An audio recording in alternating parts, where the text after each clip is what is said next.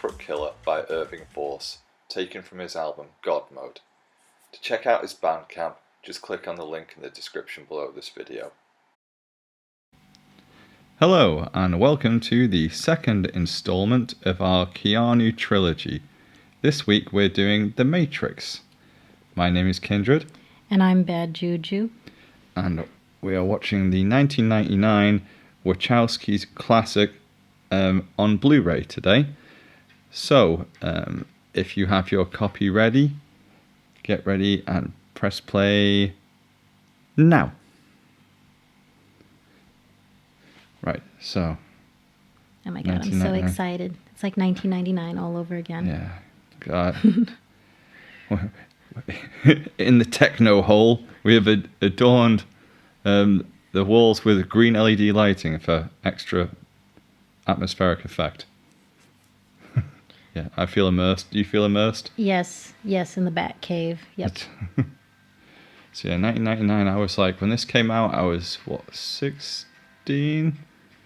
So I was just in that I was that bridging gap between, I was already really into films, but this is when I started getting all pretentious. And I thought you were going to say when you got your first pube.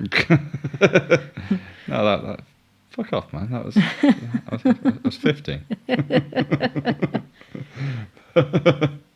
Yeah. So no, I remember when this came out, and it was just one of those. It's the first film I ever saw twice in the cinema. I liked it that much. That's a pointless Kindred fact that no one cares about. The only movie I think I saw multiple times was The Lion King, and I saw that 4 times in the theater. Yeah, but you must be like a little kid nagging your parents. Yeah, yes, I was. It's a pretty decent Blu-ray transfer, actually. Yeah. I'll say something about the grain. No, because I'm like, don't touch the grain. I like the atmospheric perspective. Don't like noise reduction. I know. To be fair, you can go mad about it. Well, we were saying the other day, weren't we, about the Predator, and everyone just looks like they're just covered in Vaseline. Yeah. There's no sharp edges. I think certain things shouldn't look that high def, especially like if it's like a foggy scene or kind of like a scene where you're not supposed to see everything. Well, you won't get that as much nowadays because pretty much everything's shot on digital. I know. Well, I don't know. I think it's one of those where you can be overly nostalgic or you can be overly phobic of that. Where I think the right tool for the right job, in my opinion. I think I wouldn't be. I mean, it's not that I'm really phobic. I think like a painting, right? Like, what's the focus really in the frame? So we're bringing the art thing in already. Oh yes. Oh, Hugo Weaving. I think the previous time I'd seen Hugo Weaving. Well, actually no. The previous time I'd seen Hugo Weaving, I think must have been Priscilla, Queen of the Desert. That's the last time. I mean, the previous film, at this point when I first saw this film. No, you have to be in something else before that. No, I'm just saying, for me,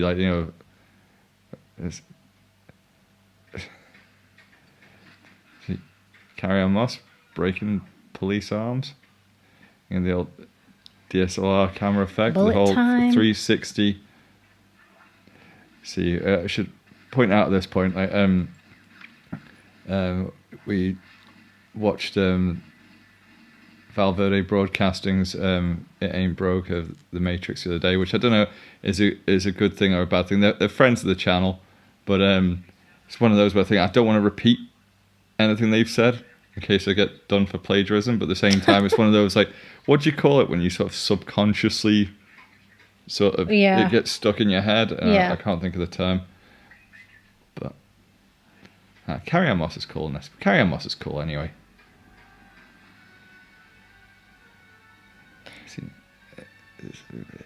It's very green, this film, isn't it? I mean, obviously to sort of reflect the. Well, it has that 90s like blue, yellow, turquoise. Blue, yellow. What?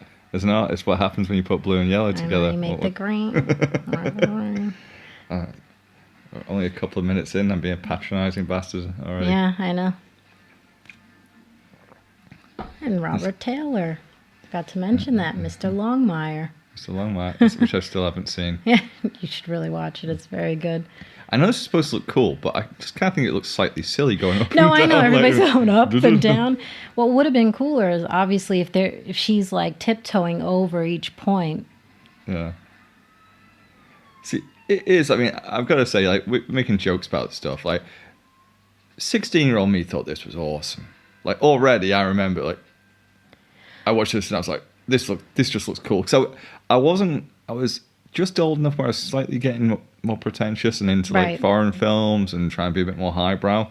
But I was still young enough to go like, that looks cool. You know, I still had that in me now, but you know. Well, as a preteen, I was, to me, I was like, I've never seen anything like this before. Actually, that doesn't look too great in high def. Well, that's good. I was like, she's fine though. Like, you literally dove through glass and like fell down a flight of stairs essentially. It's the Matrix. It's all right. It's mind over matter. It's all right. Carrie Ann Moss can do what she likes. She's cool.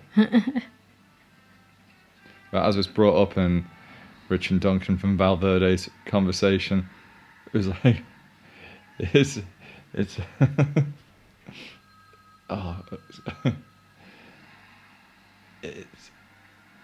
it's not the easiest way to fit in, really, to be walking around wearing like black PVC and leather and. Well, that's the looking cool. thing. That's the thing. Like, Well, we probably get ahead of ourselves to sake of plot here, but it just struck me I like you mean- just see her and like stand out as wearing fetish wear in the yeah, street. I know. Obviously, again, it's the Matrix. It's a computer simulation. But if that was real life, how much baby powder and like lube would like But baby? it's nice. It's a construct. We see, whereas the agents make more sense because they look like your typical government G-men, Yeah. kind of like, every man in a black suit and the Yeah. shades and stuff, because they look like they're supposed to look. They fit in. Well, to that kind of role. Well, I mean, the shades. Like, obviously, like if you're a business guy wearing shades like that. They're a bit too Yeah. sexy, those shades. If aren't they? anything, I think that they were like a bodyguard, or like you said, like a Secret Service type. I don't know. You guys have got that much bloody, guys with guns paid a lot for whatever agency. All the same to me. Again, I guess that's the point. Keanu. So I'm just trying to think, what film was he in before this? Was it Johnny Mnemonic? The most recent film that he was in before this? I mean, as far as like was it sci-fi. Speed? No, Speed Yeah. was Speed. I think that was year? 97. No, it wasn't. I want to say it's 96. Maybe you're right. I want to say it's 96. I don't know why, but I just I could be talking absolute rubbish, but I just had this. No, sort of- wrong about that. What? It's 94. 94. Completely off. I was going to say 96 sorry, or 94. But Maybe like, that was Speed too. Wait, honestly, for some reason, like any films that come out literally 94, 95, 96. Yeah, we were like, thinking of Speed too. Yeah. I saw that at the cinema. You did. Oh yeah, Cruise Control. Yeah, that wasn't good. Father White Rabbit. Nice little Alice in Wonderland. Yes, through the looking glass. And the mirror would be his computer. That's the thing. I mean, it's fun. Again, I'm going to make a few criticisms during this commentary, right? And I don't want anyone to think, 'cause I love this film. I proper love The Matrix. Sequels, not so keen about at all. Yeah. But this film truly has a special place in my heart. It really does. I really love it. But it is one of those things where, like, when I was a kid, I just thought, it's so cool. Everything about it looks cool, and the concept is cool, and everything's cool. Yeah. And when you're young, you're kind of happy with cool. Yeah. And then when you get old, you go, that doesn't really make sense. And, Well, I think after a while, if you start studying storytelling, then it sort of becomes a problem. And you go, actually, there's loopholes here. This doesn't quite make sense. Or wait, then why write this into it and then not and just ignore that plot line? It's the sort of thing when you come up with an awesome concept first, and then you try and like make the story fit around it. Yeah, and you don't really write out or flesh out all the rules of that universe. Yeah. Play my favorite game, which is spot the extras, and what I do in the background, go the ear to nose sort of chain there, just kind of have a fixed expression. Yeah. And that girl there was on the right, who has the white rabbit tattoo. She's Australian. I've forgotten her name. She's like Greek Australian, and she used to be in an Aussie soap, and I can't remember if it was Home and Away or Neighbours, or it's one of the two. Oh, it's nice But bit of trivia there. That's where I recognised her from, and I believe her name was Katerina in it. Christ knows why I remember that, because I remember things that aren't important. It's like name that person in Late a 90s industrial rave stuff. And frosted tips. Look at that. Yeah, progressive as well. Man in a cage with frosted tips. Early Guy Fieri there. We still had some rockin' abs and hand discovered barbecue. That's it. Carrie Ann Moss and shoulders and back. When corsets were very in. Oh yeah, it's kind of.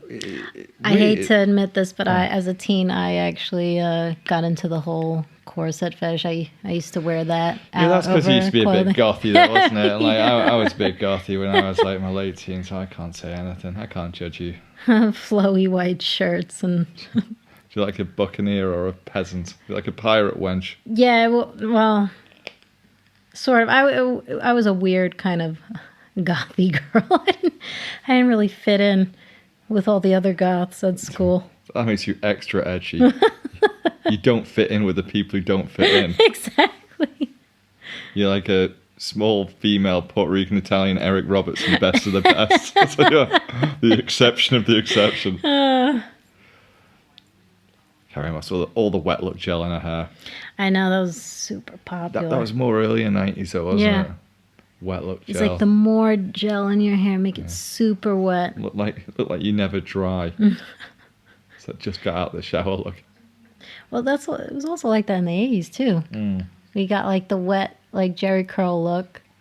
Well, you see, you're a New Yorker. You come from like I grew up a small town boy in England. You know, you're the one who grew up in New York with all the different cultures and cool stuff.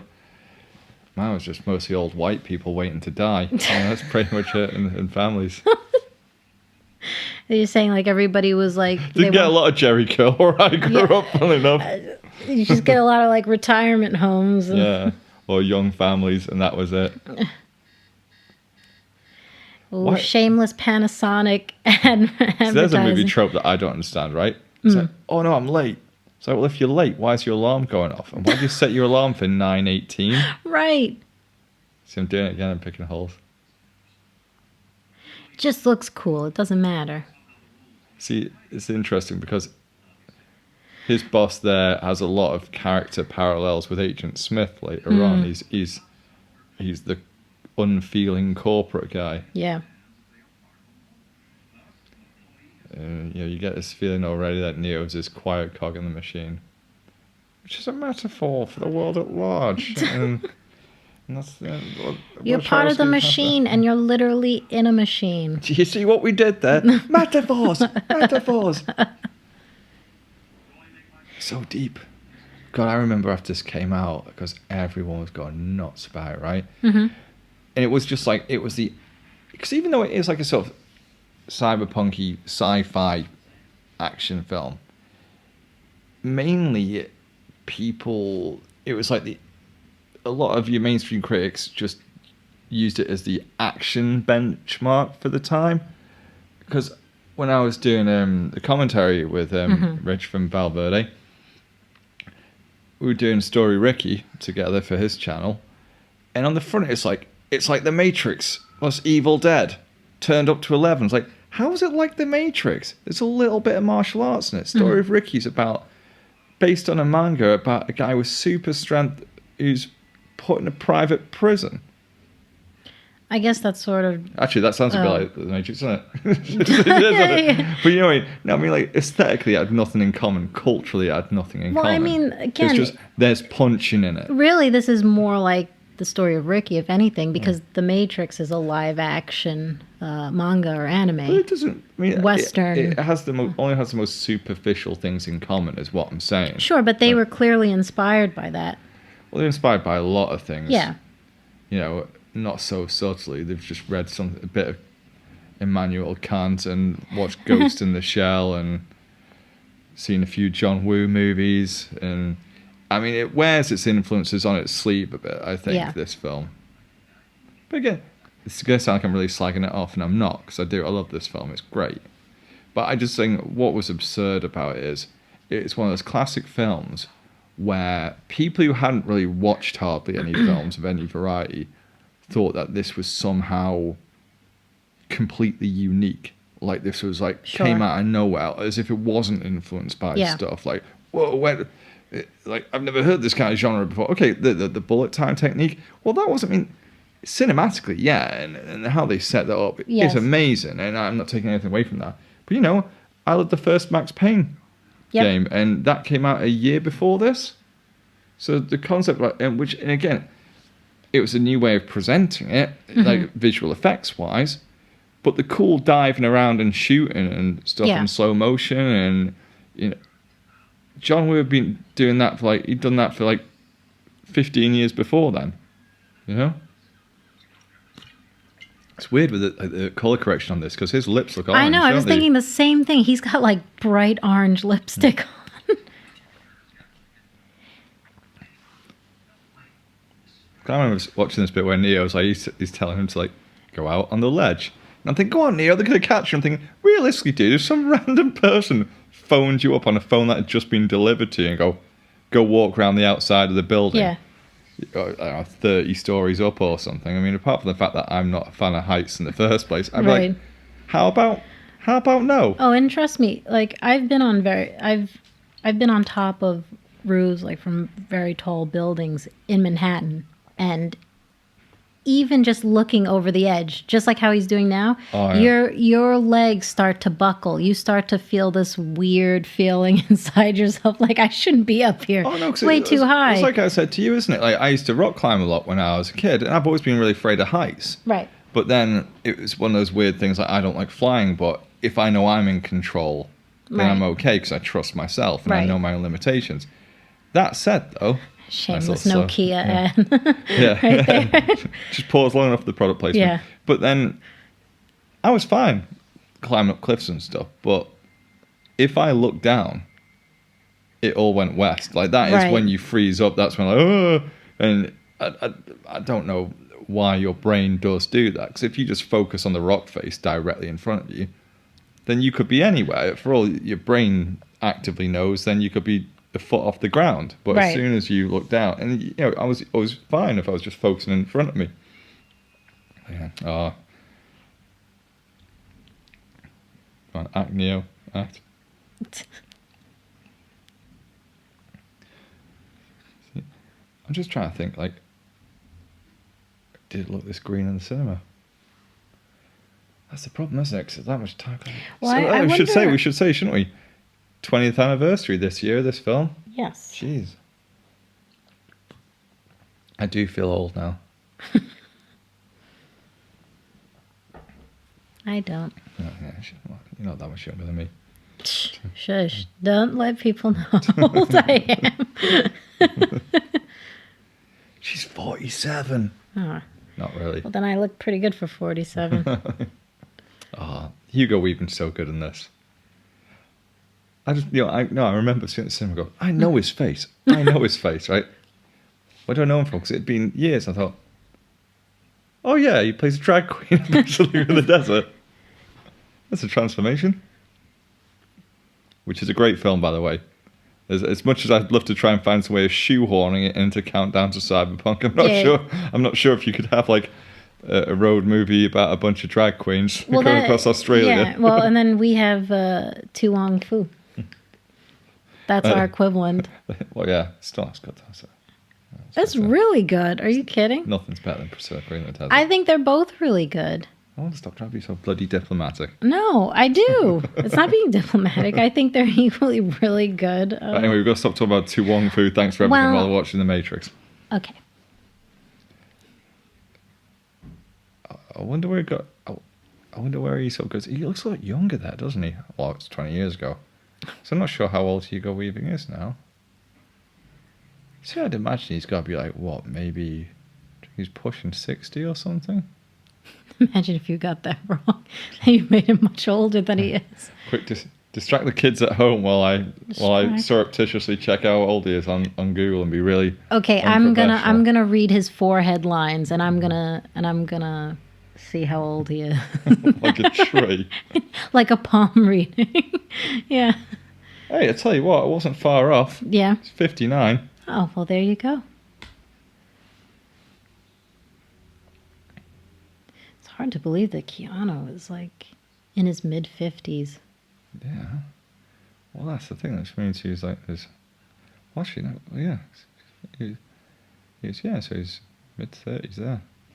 He'd be around my age. That's the thing, though. And he looks extremely young. He does, though. Well, he still does now, doesn't he? Yeah.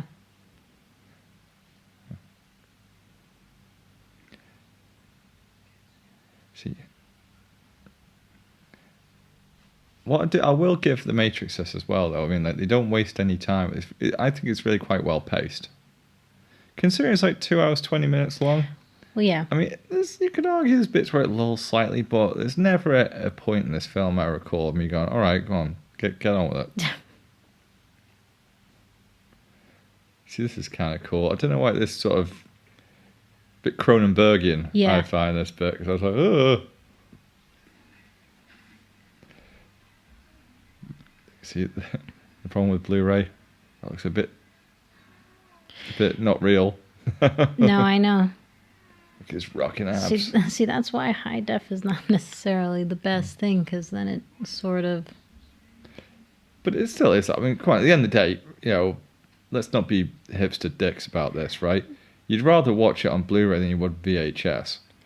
Yeah, sure, of course.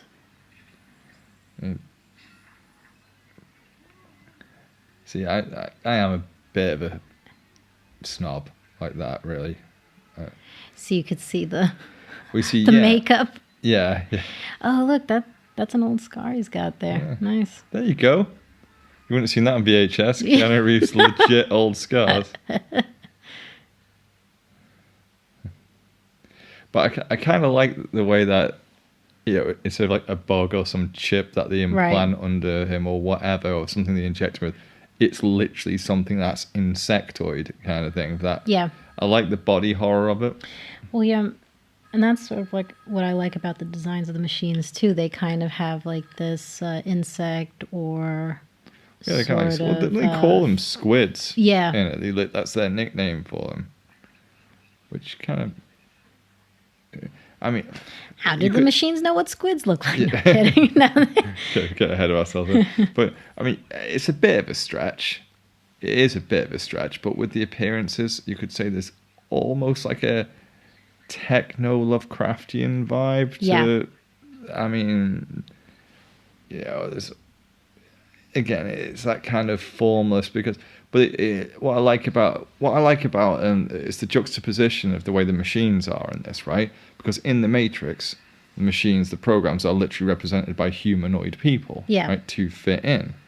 But then you see in the quote-unquote real world... Yeah, they're this unspeakable horror. Yeah. And there's this sort of mindless collective sort of thing. And I like that. I like how like they're not humanoid, kind of android-looking things. But it's like this collective. It's almost like ants in an anthill or termites, you know. Yeah, it's a hive. Yeah. But because it really highlights the other, because I mean, really, who's to say that, you know, if let's say if you did get some kind of really advanced AI that became sentient, if they surpassed us, then why would they imitate our shape? What would be the purpose of a humanoid form? I mean, fine in the Terminator and that, because the T-800s are supposed to infiltrate. That's the point. But if you've already dominated the human race, right? Why would you have to appear human? Because obviously a human body could express more empathy. You know, you could read it better. It's about what's useful to you in your world. Like, I don't know, like with the squids, you'd have more limbs. You do more stuff with more limbs. Right. Well, again, there's no point, is it? I mean, the human body isn't the most efficient, I'm sure, for running a cybernetic empire. I don't know, I'm running out of steam. I love that as well. So I love, whenever there's something like this in a film, like, I want to know, like, get a few car parts together. The prop department, someone asked them to go, like, right, I want you. This is what I love about the prop people, right? Someone's asked them to go, like, right, it's a kind of device for, like, scanning, like an X-ray machine for scanning where a bug is, but it also needs to electrocute the guy and extract it. So it's all in one device. Yeah. So we designed that. Where do they start? With something like that, where they go, like, what do I sketch out here? Right. Or do they literally just go to a junkyard and go, this'll probably do? But yeah, I like the way it goes. It looks like a material solid object, and then it, yeah, like it morphed. Because at this point, you could still be mistaken for, like, well, did he imagine it looking like an insectoid creature? Is he still coming off the drugs? So I wonder what kind of trauma that'd do if you literally sucked something that seemed about 3 or 4 inches long out of someone's belly button. Right. And here's the thing. Aren't you going to get a bit of an infection there, mate? You got a bit of a big hole. Right. They didn't patch him up. Came right through your belly button. Stick a plaster on it. And you don't have a hernia right now. Okay.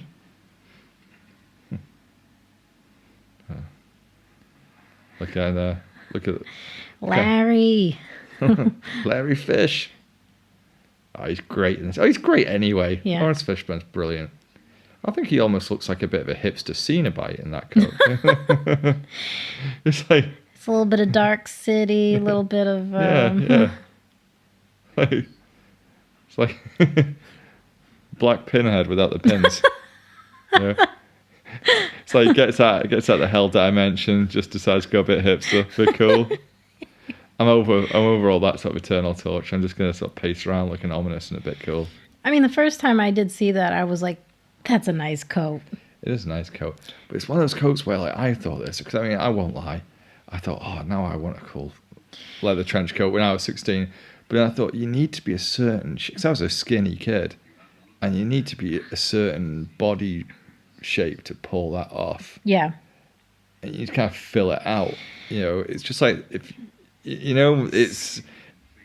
Yeah, it looks cool on Lawrence Fishburne. It wouldn't work on me when I was a kid. I had a matte velvet trench coat, and it looks cool in theory, but because of my height, going up the steps... You're just tripping over it. I was like, oh my God. I was like, I have to, like, open it up and, like, hold it up so it doesn't look very sexy going up the steps.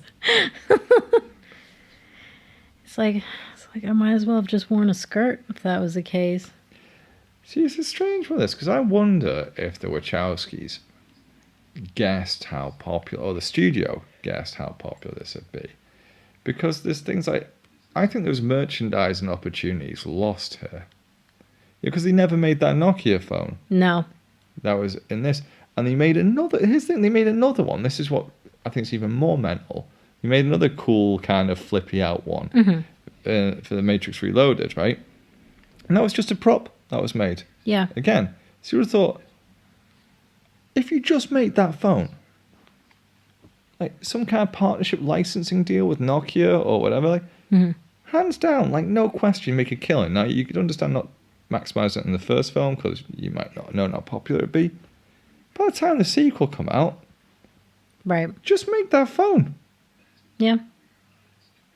I mean, they do it all the time now, anyway. Yeah.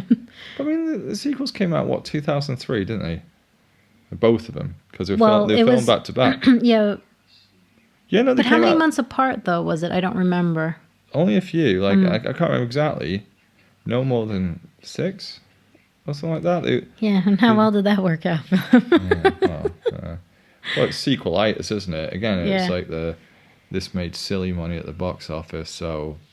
Hey, milk it. I feel like the last two, just like all the grittiness sort of disappeared from it. But I think it's interesting because it was a clear downward slope. Because I don't think Reloaded is as bad as Revolutions. But I still don't think I still don't like Reloaded. But I think you can kind of like, it's still got some of the cool stuff. Mm-hmm. That's in the first one. but you can tell it's on a downward angle. Oh, the famous Red pill, blue. Yeah, blue pill. Take the ibuprofen if you need an anti-inflammatory. Take the aspirin if you have a headache. No, that's Advil daytime and PM. Yeah, it's like you're a drowsy or a non-drowsy option. Yeah, for the flu. One of these has caffeine for your day job. Yeah, yeah. And will help you sleep. It's a very full glass of water. See that, right? That bit where it goes to Morpheus's face as he's taking it. He has this little smile on his face. Mm-hmm. That's a creepy smile. Yeah. If I was Neo at that point, when it's like, oh, he's chosen the pill, and then I got that little smile, I'm like, has he just poisoned me? Is this Rohypnol? Oh, got the CRT monitors. Yay. Proper cyberpunk. I love that. That trope still exists today. Like, you want to show how into computers they are? Have 7 monitors in a room. Yeah. You know, all doing different things. And all the wires. Yeah, all the wires. Like, yeah. I thought that was cool, though, the rotary phone. Now, like, that I did really like. I thought that was great because I had a rotary phone growing up. 28K dial-up modem. Right into the phone. There's Joe Pantoliano messing about this virtual boy. Oh, Mr. Italiano. Good actor. Good at play. He was kind of got typecast as being he was great sleazebags, in Baby's Day Out. Funny enough, I didn't see Baby's Day Out. Oh, I don't know what. I used to put that on and watch it. It was a snooze pill. It was great. Instead of just taking a snooze pill, do you not take the blue pill? I see what you did there. That's good. Oh, time back already.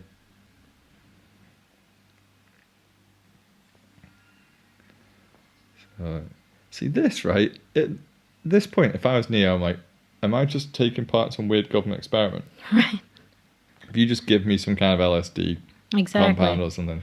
Because the nice thing about this film is he could still, that could still be the reality. He's all just imagining this. It's all in his head. It's like a really just, it'd be such a cop out, wouldn't it? That old trope. And it was all a dream. They do a St. Elsewhere. You wouldn't have had any sequels out of it if that was the case. He goes all T-1000. I know the Chrome bit. See, sometimes I find that Chrome tends to look a bit like just it's off. Like nobody gets it really right because you have to have the right amount of reflections in it. But there's one of the earliest CG effects he managed to do. I mean, like Cameron did it in Terminator 2. Well, that's 91. That still holds up. It's like Death Stranding. Wink, wink. This is cool. It does look cool. I mean, I do love the aesthetics of this. See, you're going to hate me for this, but you know what I'm going to say now. What? Where does the poop go? Yeah, that's your question and everything. Come on. Yeah, but he's probably got some colostomy tube. He's got tubes everywhere else, hasn't he? Again, why has he got pectoral? Well, yeah, I'm guessing those administer like electrical shocks to stop atrophying or something like that. That's what it's supposed to be. All the others. Or is it to keep to keep everyone docile in some weird way? Yeah, but sure, you just need a drug drip for that. Yeah. You just need like one little IV into your arm. Unless the machine council will go, this is costing us resources. Yeah. We can't. How can we make it more efficient? So I think this is kind of Giger-esque, don't you? Yeah. Very much. That's a lot of KY, ain't it? Been that you want goo. Keanu, can you shave off your eyebrows? Yeah. How much would you be willing to take if we shave off your eyebrows? They didn't, though, did they? They probably just like latex over it or something, didn't they? Maybe, or maybe he really did shave everything. Because he does look pretty smooth. Greg Louganis. See, that still looks pretty decent. But... Yeah. I mean, okay, it's a little too shiny, and it looks like it pops out way too much from the background. I think. But it's easier to do metal, I think, than it was to do organic. Yeah. Because obviously you haven't got as much differentiation in the texture and stuff.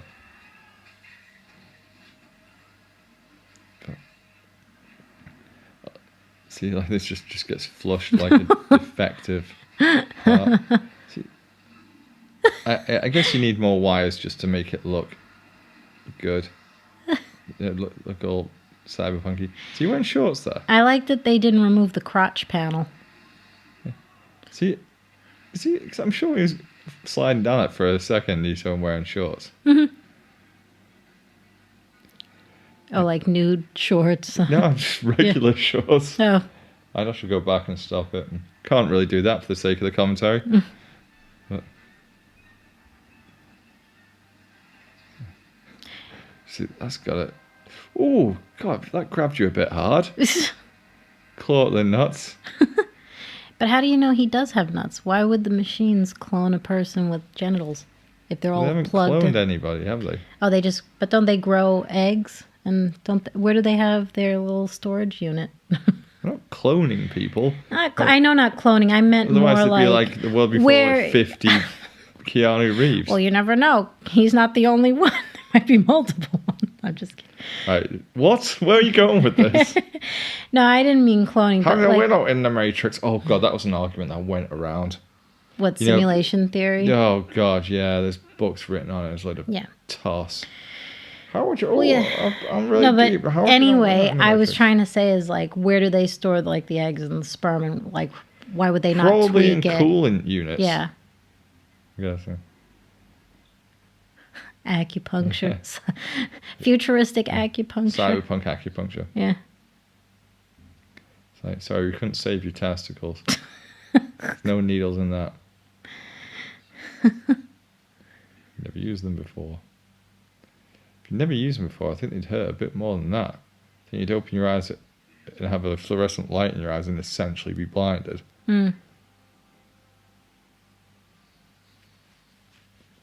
It's a nice touch though they didn't forget about that though. They included the whole like Right. it's like you would be atrophied. But then yeah, you see they're removing all the other implants apart from one in the back, isn't it?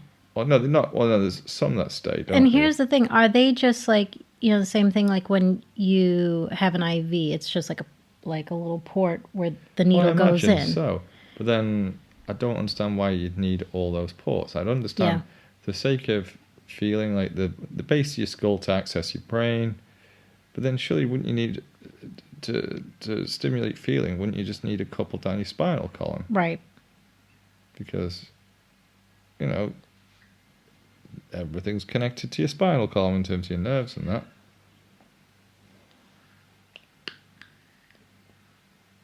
Love how everyone's jumper that they've got is slightly like worn and threadbare. No one's got like one in decent shape. It's like they've just got like a load of sort of hand knitted jumpers and gone just mess that up a little The bit. funny thing is, like, that style still exists today. Yeah.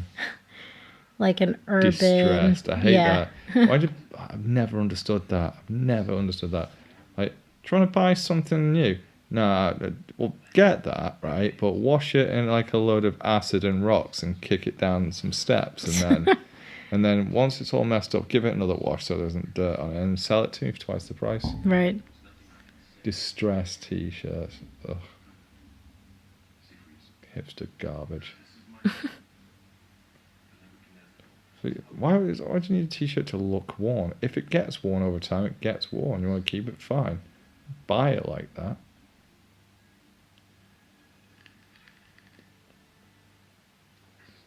So, 2 films that year. What's in your mouse? He's in Phantom Menace. Oh, was he? Yeah. Do you want to buy some death sticks? Okay. Yes. You don't Yeah. want to. You don't. I don't. Yeah. You want to sell death sticks or whatever. Messed it up. I don't care. It's an awful film. Come at me. Prequels suck. A really bad moth problem on Yeah. the Nebuchadnezzar. Keeps eating all our woolen gear. Don't ask us where we find the sheep. I like Joe Pantoliano's characters wearing like a knitted tank top. You can get away with it. He's cool. I liked him as the captain in the Bad Boys films. Angry white captain for a change, wasn't it? Get rid of that stereotype of the angry black captain. I don't know if that's progressive or not, to be quite honest. See, this is my point about Neo. Like, why do I keep need to be strapped into everything? I just tell him to sit in the chair. I'm not going anywhere. Because he's going to have a seizure. That's why. No, I don't. Like, can I not get some breakfast first?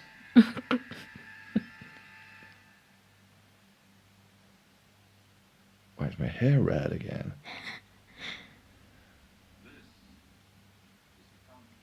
Notice how my clothes are always better than yours, Neo. Snappy dresser in there, Sony. Oh, yeah. Larry Fish. No, the suits were just, like, impeccable in this movie. Yeah. See, that's the thing. On the one hand, you go, look how cool we are. Being cool is like, yeah, but it is quite cool, though. No, I mean... Fair's fair. And that's still in style, too. Like a black shirt, under black suit. Pair it with, like, a pop of color and tie. See.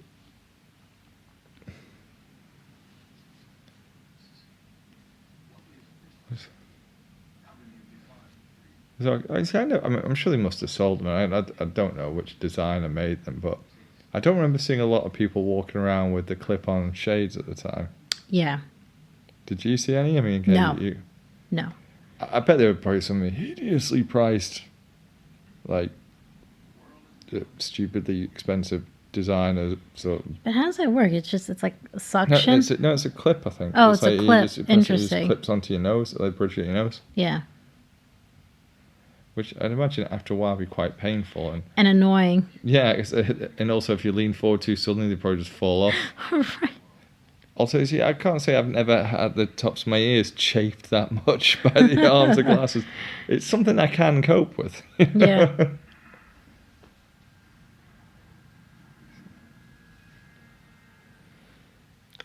Could never tell if that was New York or like some other city, but I guess it's not important. It's just not really, is it? It's like any city USA, really, isn't it? That's the point. Because if you look at those buildings, they look way more futuristic. Because now if you look at New York, I mean, the buildings are more like steel and glass. Well, he says, doesn't he? He doesn't actually know when they are. Yeah. Because although the Matrix at the time, it's the late 20th, he says it's the late 20th century. Right. But actually, when the war happened, it was probably much later than that. It's just the time the machines chose for the Matrix. Right, because obviously the machines have the history. They have a history of the timeline. They're the only ones that do have that. Yeah. So they're not going to... So, yeah, basically the humans decided to nuke everywhere to cause a nuclear winter to block out the sun. Yeah, good job, guys. Yeah. Like, that was smart. Humans aren't vulnerable to nukes then? Yeah. So what you've done is you blocked out the sun, fine, but you've also blocked out the sun for yourself and irradiated a land which is, now made poisonous to you, which isn't going to affect the machines whatsoever, apart from an initial EMP. Gears of War did a similar thing too. This part always made me feel a little bit gross because like the white nymph. Yeah, like the egg sacs. And the robots. But I kind of like. I mean, that's what's good about it because it does.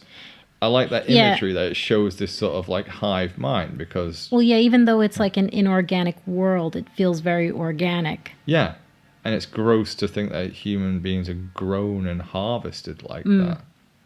With these sort of like arthropod kind of aesthetics there, it's very designed to make you feel uncomfortable and creepy.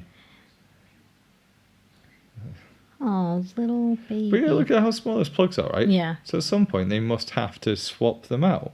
Right. And fit them with new plugs, bigger plugs as their body grows. Right.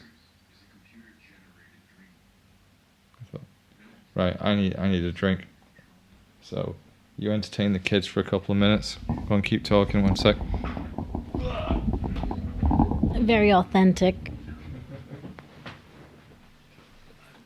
Now, this is the best part where Neo has a freak out because he doesn't want to accept the fact that he's in a dream world. Because what he's seen already wasn't enough, right? I mean, this is when he has the panic attack, not when he sees the massive giant robot that flushes him down the toilet. Yeah. You know? Not when he's got all the, like, acupuncture needles stuck in him, or all the metal plugs and stuff like that. See, I wonder what would happen if like that was me in that situation. I mean, obviously I'd have some like massive post-traumatic stress syndrome. Well, surely, like a lot of people, like, wouldn't you think the mental shock would be too much for some people and they just couldn't cope? Well, that's the thing. I'm sure that that would snap my brain. But then again, at the same time, if that's my reality, what am I going to do? I have to get on with it. I mean, but it would be like a massive ontological shock. Well, also, it's like, I imagine, like, later on when Cypher betrays You're right them. there. I'm alright there. You're right. Just disrupting the commentary. But when Cypher betrays him, I imagine there must be like a bunch of people like that who decide to, go, sod this, ignorance is bliss, Right, I don't want to keep eating oatmeal. or even kill themselves. Right. Just straight up commit suicide. That'd be better if they said that, like if you found that out later. But here's the thing, though. His life is misery. Yeah, like this. but here's the thing. Cypher can go into the Matrix anytime he wants. So what is he complaining about? Well, yeah, but you can go into Matrix anytime he wants, and he's wanted by the machines because they know that that's he's true. a rebel. That's right, I keep forgetting about that. So you can't just go there and live his life. You have to keep dipping in and out. And Yeah, because you can't be flying around like Superman. yeah, exactly. Leaping from tall buildings. Yeah. See, if that's my point, right? Why don't you go all out and just straight up dress like a superhero? I would. I wouldn't with it. care. It doesn't look cool enough. There's not enough leather and shades.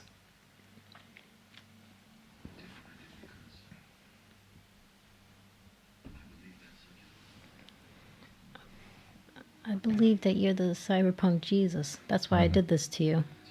He's the cyberpunk Jesus. Jesus. Paul Verhoeven just pops in the corner, just like the toasty guy from Mortal Kombat. Cyberpunk Jesus.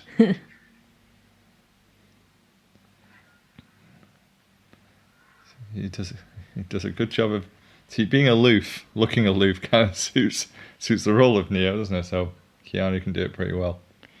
Yeah, there was a class in my college. I remember that somebody was giving. It was all about Keanu Reeves and how much basically like he skirted through his entire life, but he's become sort of like a weird pseudo Jesus in a way. the way he's been embraced by our culture. Well, it's just because, well, apparently he hates like people talking about how nice he is and stuff because he just feels very uncomfortable and he's very introvert, which I can understand because that's just the way he is. But mate, at the end of the day, if you keep doing really nice things for people, and you're a famous person, people are gonna mention it, See, he always struck me as a very sad person in general, because like somebody who kind of stays away from the public eye. I mean, I do the same thing. Well, I so like do my I. privacy. Maybe that's just what he is. I mean, hey, Yeah. Here's the thing. I mean, well, that's the cult of Hollywood, isn't it? I mean, I'm sure there are thousands upon thousands of actors who just like acting because they like acting, because it's what they love. Sure. They get in it for the art, for the craft, not because they want to be quote unquote famous. Yeah. They like being in. I like writing because I like writing. I don't want to be on some stage talking about here's how great I am, or I'd feel very uncomfortable with that. See, I wonder if it's probably much more difficult now for young actors to kind of like if they want to have that privacy, because it's probably in their contract. They need to be on social media. Well, I was they gonna need say, to yeah, be with social promoting, media, yeah. and I don't think that that's necessarily fair. But then I'm sure also some of them are kind of thinking too, but how am I going to get myself out there as well and get fans? Well, again, it's just become a standard Yeah. thing, hasn't it, over the last 10 years? So I always thought, I've forgotten the guy's name who plays Tank, but I always thought he was a really likable, he's a really likable character in this. I think he's a really good actor, and I can't think of a single thing else I've seen him in. I wonder if he is still alive, actually. Gee, that's a bit morbid, he's not that old. No, well, because here's the thing. There's plenty of actors from like the 90s who passed away. I didn't even realize that they did. Welcome to the Misery Cast. No, I'm just being honest. Like, I mean, that's a possibility. I guess. Marcus Chong. So, Is he still alive or? good God. He's 52. Oh, there you go. But then again, no, he's always hardly been in anything. He's in a Mario Van Peebles film, Panther. Oh, that sounds amazing. In the early 90s, Chong played the recurring character Miguel Mendez on the TV show Street Justice. Do you ever see Street Justice? No. Sounds amazing. With a name like Street Justice, I know. I'm down. Okay, so this is first proper martial arts sequence with a choreographer, Yuan Wu Ping, one of the best in Hong Kong, bit of a legend. Although I will say this, it's interesting. Because I've seen, because Yuan Wu Ping's like a absolutely fantastic, like legendary fight choreographer, right? But it is interesting when you see some fight sequences and say like Hong Kong films, Yeah. that he's choreographed compared to Western ones. Mm-hmm. And let's go, the martial arts in this is great. And it's all right, it's a bit stiff and it's a bit slow, I think. But also, do you think that it's like that for a reason? Yeah, probably because these guys, because Keanu Reeves and Lawrence Fishburne aren't martial artists. That's why. No, I thought style-wise, like they chose to do it that way. Well, I mean, yeah, but to an extent, fighting on camera is not the same as street fighting. Right. That's what I mean. Because like, moves have got to be exaggerated. Because it looks flashier. Because yeah, that's what I mean. Because it wouldn't look cool if he's like throwing a real punch. Yeah, but my point is, compare this to like a Hong Kong movie back in the 90s that Jet Li did. Yeah. And you'll go, ooh, that's better, as in Jet Li's films. It still managed, but it's far more fluid and quicker. But here's the thing: if you're in a computer simulation and everything, you can control the gravity and everything sort of could feel like water or not. Why wouldn't the moves be kind of silly or this or that, or you know what I mean? It's not that efficient. Because no, I know what but you're my point saying. is this: Morpheus is training Neo right now. Yeah. Because to be able to hold his own against agents. Because they know who kung are fu as well. physically superior. Well, yeah, but they're designed by machines to be physically superior and Right. more flawless. So that's why he's training him. So They're fighting. how does it behoove you to go, oh, just hang in the air for 5 minutes while you throw a kick at somebody? I mean, again, I understand. It's not about that. It's the film has to look cool. And it does. And I'm not, because, as you know, I done a lot of martial arts in my time when I was younger. I studied a lot of stuff from when I was a kid through my 20s. But it's the same thing like a drawing too. Like sometimes art looks better when you exaggerate stuff. I bet this swooshy arm thing is just nothing. It's martial arts is about efficiency of movement, right? Don't throw 2 punches when you only need to throw 1. Don't waste energy. Like. But again, this is just some kind of faux Shaolin crap he's doing there. But see, he has no energy because he's doing it with his mind. Yeah, but it's the same thing. It's the same problem as you had in The Phantom Menace, right? Yeah. Where you had Qui-Gon Jinn and Obi-Wan fighting Ray Park, a.k.a. Darth Maul, right? Yeah. Now, Ray Park is a lifelong martial artist. Very fine one, too. But it's flashy choreography. Because in terms of fencing, there's a load of... If you watch that in slow motion, there's a load of, lightsaber thrusts and slashes and stuff like that weren't remotely going to hit him in the first place. But it's more about looking like... So the two sabers are clashing in a cool kind of way, so it looks all flowery kind of thing. And a lot of those punches, like, he wasn't even aiming for his face when he threw it. But he gets to block it in a cool way and counter in a cool way, and it looks flashy. Sorry everybody, I'm just being a martial arts snob. They won't be missing much anyway. This is the tutorial stage of the video game. Remember, like, every video game, it used to be like that. It's like you had to get through that tutorial before you get to... Now it's sort of like built in. Oh, yeah. Yeah, it doesn't Yeah. really... Well, they try and make it a bit more natural, don't they? Yeah. See, well, actually, should have played it. Actually, if anyone's interested, you can have a go. Need to get a video capture card first. But I've got the Path of Neo on PlayStation 2. It sound like I said Neil there. Path of Neo on PlayStation 2. And you have to, because it's good. Like, Enter the Matrix one that came out before then. Because actually, I don't think the Path of Neo came out until like 2005 or something, like, give or take. It came out a fair bit after. Whereas Enter the Matrix, I want to say that came out between this and the sequels.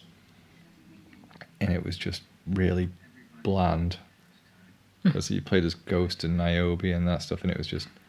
And again, you kind of had a better Matrix game in the form of Max Payne, to be quite honest, the first one. Especially if you got the Kung Fu mod on Max Payne. I think there might have actually been a Matrix mod made for it as well on the PC. But even the Kung Fu mod was really, really cool. Your mind makes it real. Your mind makes it real. So if you if your mind makes it real, why isn't every bone in my body broke? Right. So when you bite your cheek, because when you're seizing up, that's what happens. If you go for a piss in the Matrix, you piss yourself. If you hooked up with like colostomy bags and that. Yeah. And what happens if you puke? Then you choke on your vomit.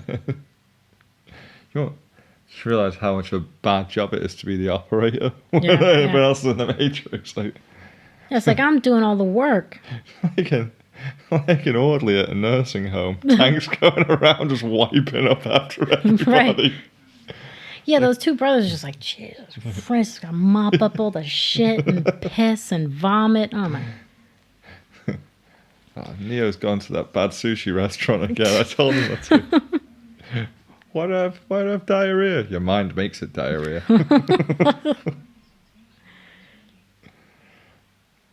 He is really good at being sleazy, isn't he? I'm convinced that the reason why he turned on them is because Trinity turned him down. Well, it's usually some stupid reason, isn't it? He's like... Oh, they use loads of twins in this. Oh, really? Yeah, because you see some people repeat. Yeah. So they got a load of twins and triplets and that. It's really, really clever. That's a good idea. It's really good. I love that. That is really cool.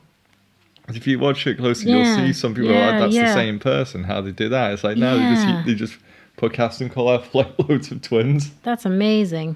I didn't know that. There you go. A little bit of trivia. Something actually useful. We're only like wherever we are all the way through the film. And I've actually said something pertinent. Look at me, you're looking at the woman in the red dress. Well, the woman in the red dress, obviously, she's way hotter than you. See, the thing is, right, he was distracted. But on that logic, any single person in that crowd could turn into an agent. Right in front of him. So you could be like, look again. Now look back, and there's another agent. What's your point? It's like an Old Spice commercial. Hey, Neo, look at me. Now look at the camera. Look at it. Now look back. Sadly, the one in the red dress isn't an agent. Look again. The breasts are now a gun.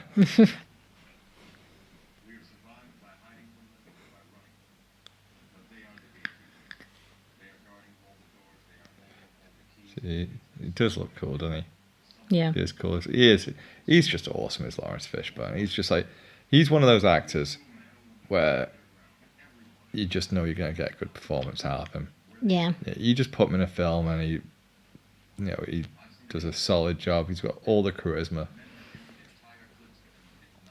And also the sexiest space between his teeth. Better than Madonna's. on the tooth gap thing, Larry Fish wins out. Because he's the cool Cenobite. It's blaxploitation Cenobite. Really weird crossover. Genre mashup.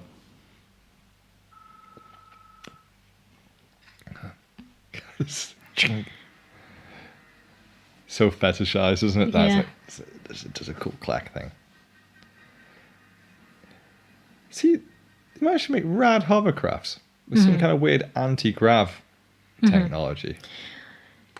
But here's the thing, like, where did they steal that from? The machines? Did they just get, like, bits and pieces from the scrapyard, like old? Well, that's the thing. You kind of see, all in all, you see... I remember watching this on VHS when I first got it, as I was saying to you before, which for some reason, when that came out, was £5 more expensive than any other brand new video. Because I did... So it was 99, didn't have a DVD player then, it's still too expensive. But, yeah... And on VHS, like, what, you just couldn't see hardly anything of this. Everything just looked dark. Yeah. So I found, I mean, I guess maybe that's part of the point where it's supposed to be disorienting. Like, you know, everything kind of looks homogenized and everything is just this, it's this dark wasteland. But then...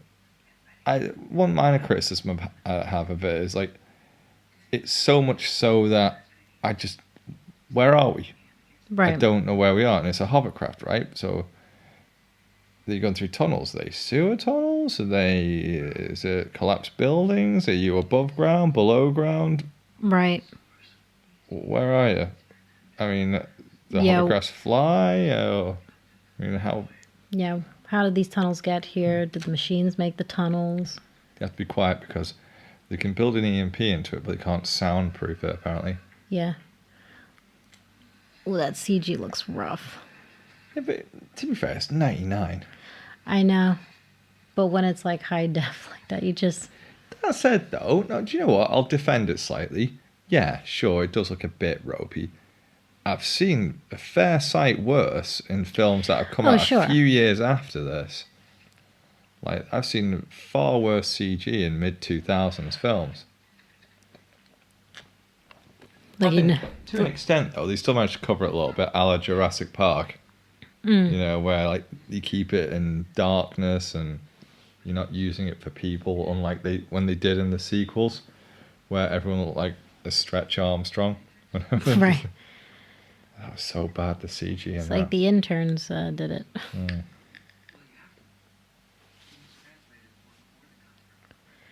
So, yeah, everyone just looked rubber. It was the physics of the way people moved as well in the sequels, because everyone just looked like they were made of rubber. They didn't kind of move properly. Well, that was even before, like, the mocap really started to take off. Well, no, they didn't use mocap. They used it's like a full body scan or something. They made like a full 3D model of them, right? Or something like that. I'm saying it was like at the very beginning. There's sort of, it's like they're playing around with it. Well, that's when you still kind of had to replicate human movement. I mean, even whereas obviously with mocap you don't. Because you've got the human movement, you've got the wireframe models that are... I mean, technically by then it existed, because look at what Andy Serkis was doing. Well, yeah, it was a little... Well, that was like, they were filming in, 2000, weren't they? So it's only probably like a year later or so. But, I mean, obviously, whatever they were doing back then, the technology has improved significantly. Yeah, but then again, though...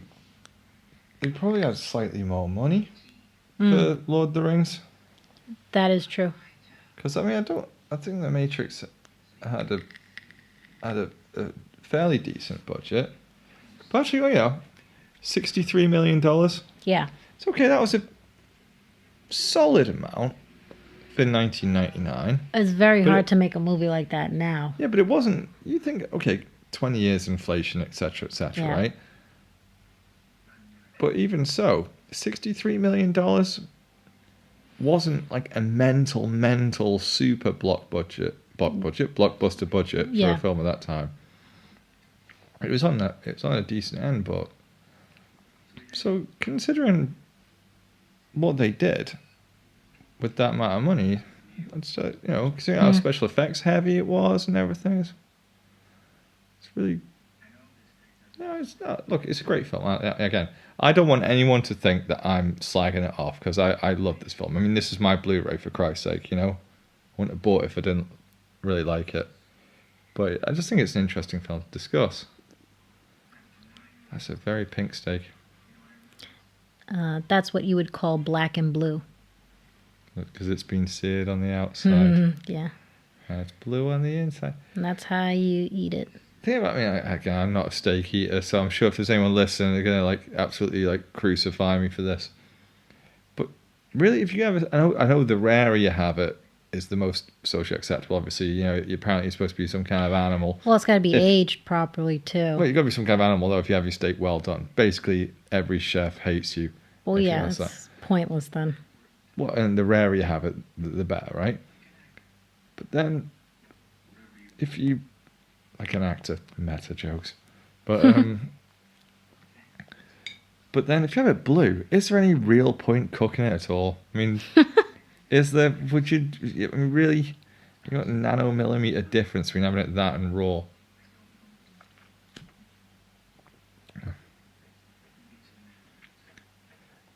Now, here's my other point, right? So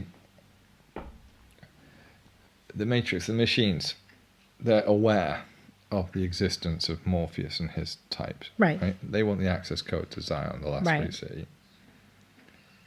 Now, if the vast majority of the human race is unaware of their situation, they're just plugged into the Matrix and they're just acting like unwitting batteries, right? And you've taken over the world, except for like a very small, tiny amount comparatively, like of resistance. Right. Could you not just like have millions of sentinels, Right. just sweeping the globe, constantly looking in every nook and cranny, Right. looking for them at Right. all times? I mean, you have control of all the resources, Right. and you've got nothing else to do. I mean, okay, you've got to have your minimum amount to look after the plugged in humans and stuff. But apart from that, what else are you doing? If that's the only threat to you, Right. why aren't there like legions of the squids? You know, Right. like constantly. It's not like they need to sleep or eat or anything like that. Because Constantly they're too busy trying to get the taste of steak right for everybody else. Yeah. Little mouse's speech. Like, oh, come on, this would be like the holodeck in Star Trek, right? Right. With the construct, they have their own program. People would be doing some dodgy stuff in that.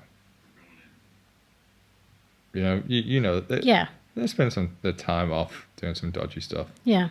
Like, if you ever sort of like hacked into Cypher's file, there'd be all kinds of things dedicated to like a perfect facsimile of Trinity.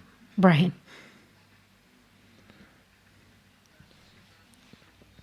Yeah, I thought Marcus Chung was cool. I don't know. He's one of those actors like, well, why didn't he get more work? Yeah. I think he's got like a whole lot of charisma in this. I thought like, he at the time he's a character that really stood out to me when I watched this film.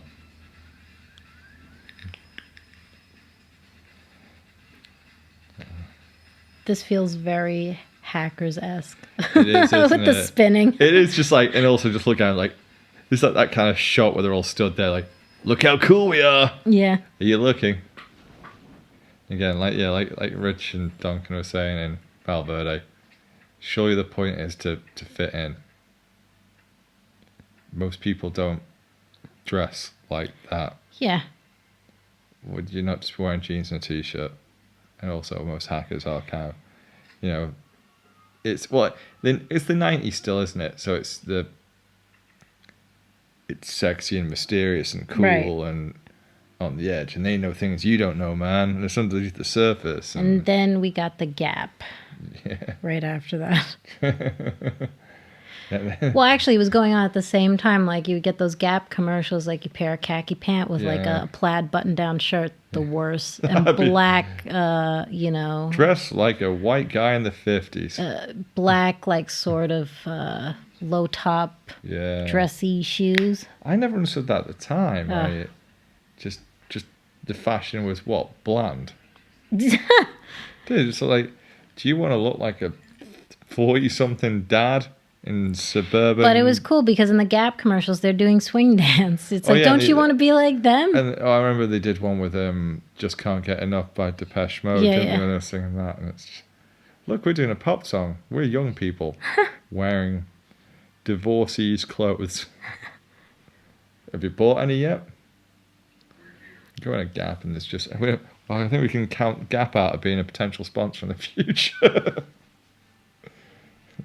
Should just be their advertising campaign should be The Gap because you're white.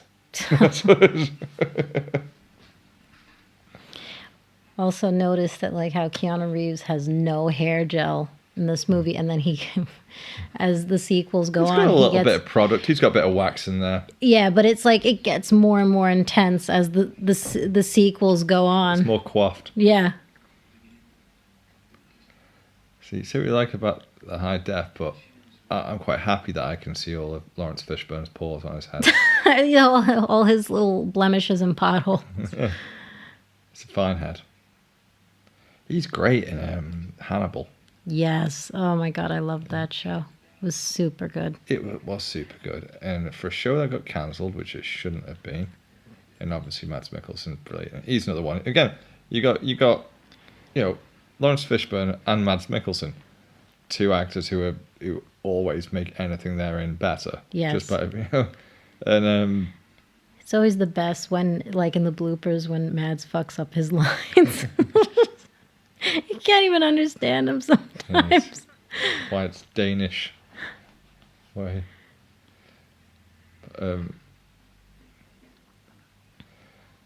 It's so green, this film, isn't it? I'm wondering, again, it's been 20 years since I saw the cinema. I'm thinking, I knew it did have that green hue to it in the first place anyway.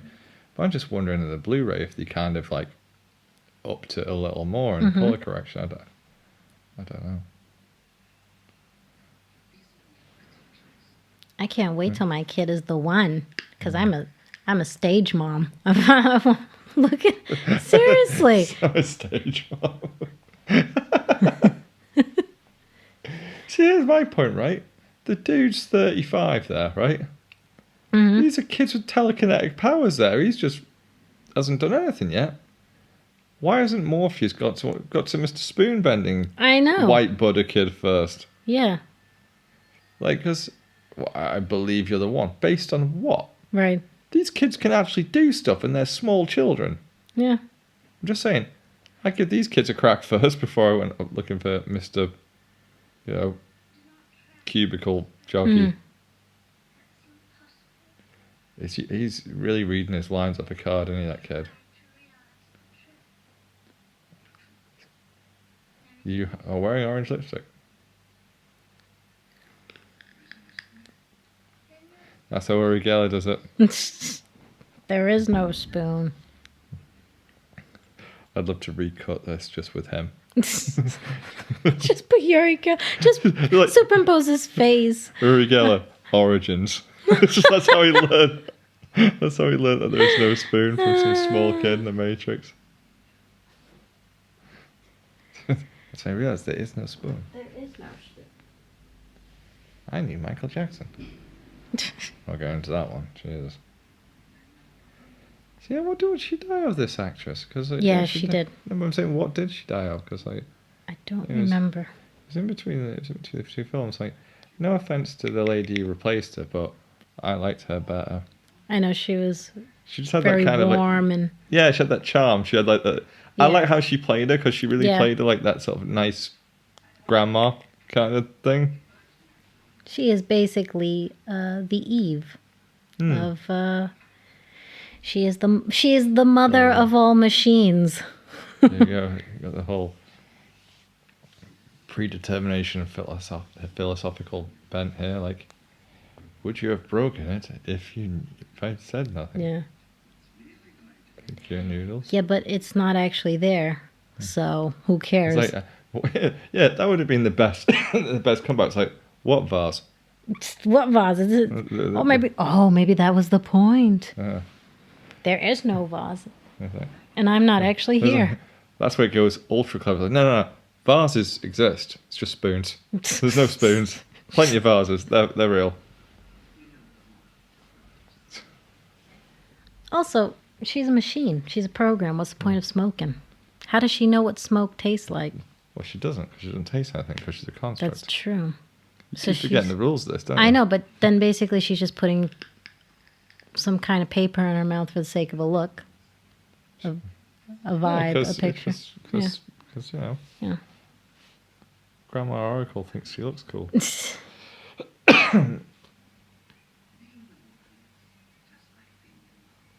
How do you know what love's like in your machine? That is a good point, actually, because that is a completely intangible thing for a machine to know. Because there's absolutely no quantifiable elements to it. Sure, but then she realized something that we realized a long time ago, right? So that's Well, why how did she. realize? But if she realizes it, then she's still part of the matrix and she's plugged into it. But maybe so if she isn't. realizes it, then how can... I mean, she's supposed to be a rogue program, sure. So, okay, maybe, for example, she's not connected directly to the matrix. Well, again, she is one of its creators. You find that out later. Yeah. But then... I don't know. It's one... You know what I don't want to do? Go down that stupid rabbit hole, because at the end of the day, the Wachowskis didn't exactly know what they were doing as they were doing it. So... One thing I don't want to do, and like I say to you, because you're far more forgiving than me, I said stop filling in the gaps for them in terms of plot holes and that. Right. And don't fuck with the table, because it's going to make the mic pick up all the because Just of noise. flip it. Yeah. See, now I have to say it out loud. Oh yeah, you saying it out loud, but you get up and move around because you had to go get your But at least beer. I tell the nice boys and girls at home that's what I'm doing. It's okay. See, I I don't sit in one place like a Go stone. jangle fuck with a fucking boom arm, do I? Anyway. See, I've forgotten where I was at now. Too busy telling Something you off about like a naughty little girl. Shut up. Basically fleshing out the world. Oh yeah, because they kind of read some stuff that they liked, and they watched some stuff they liked, and they threw it together. I don't think they sat down and gone and explored every possible plot hole, and it's one of those where it's a bit like because magic almost, it's like because it just does. It just did my head in around all the time where you got all these books capitalized on it, like the philosophy of the Matrix. What if we are living in a simulation? It's right. This film is a brilliant film. It's really entertaining. It's a lot of fun. It's a breath of fresh air when it came out. Special effects wise at the time, it was amazing. Still holds up a lot now.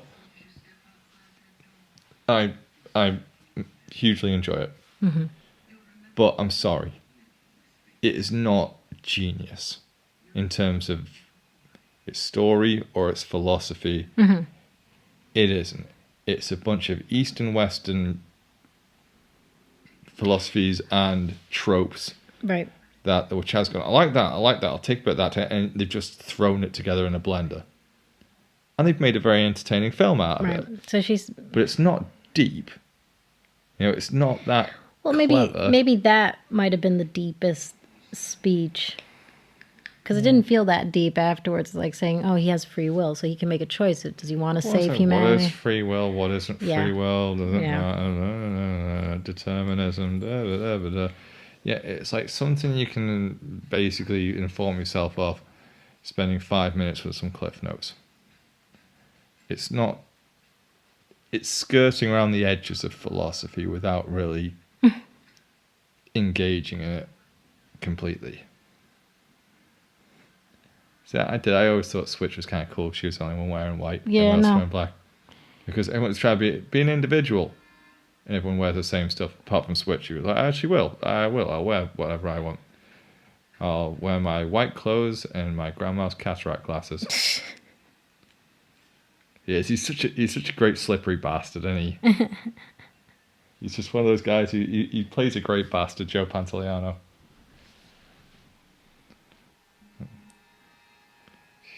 So shiny. Whoa, deja vu. See, that's not really deja vu. I know.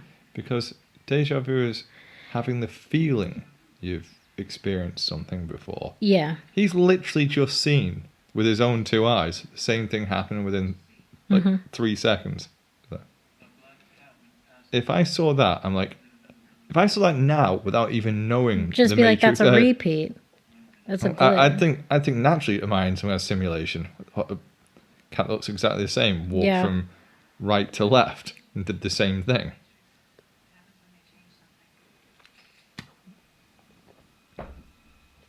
I do think it's kind of what I like about this scene. They don't really do it. They keep doing it a bit later, but not as much as maybe they could do. It's like the way they literally changed the architecture of the building. Right. That's really cool because, like, really what it shows is that again, this just goes to show that actually Morpheus's crew's best chance is to actually be subtle, use a bit of subterfuge, and because as soon as they're busted, they're victims of a system that they have no control over. Right. So, poor Mouse. Poor Mouse because he gets killed and he has the weakest nickname as well. His mouse is assistive keyboard. Uncle Monitor.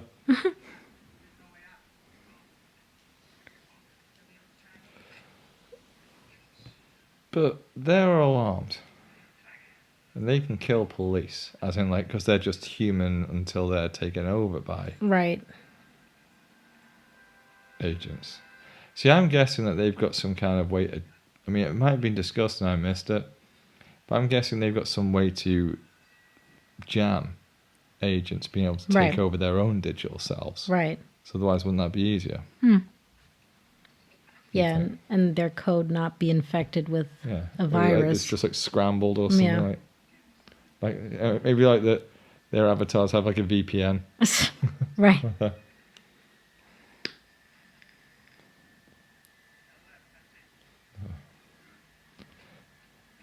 I like the set design of this as well. I like how everything just looks all tattered and dirty and grungy.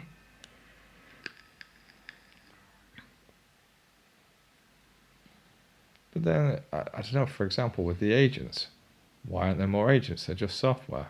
Right. Why can't... I mean, unless the whole point is you don't want like 1,000 agents descending because it looks really suspect. The real answer is they didn't have the budget. No, so, well, you don't want to break the illusion to the rest of the humans, right? If you have two or three guys accompanying the police, they could be FBI agents, they could be DEA, you know? That doesn't look weird. You suddenly have like 1,000 guys all dressed the same, descending on a building. People thinking, what's going on? I love the way they had the classic trope of a sneeze giving them away.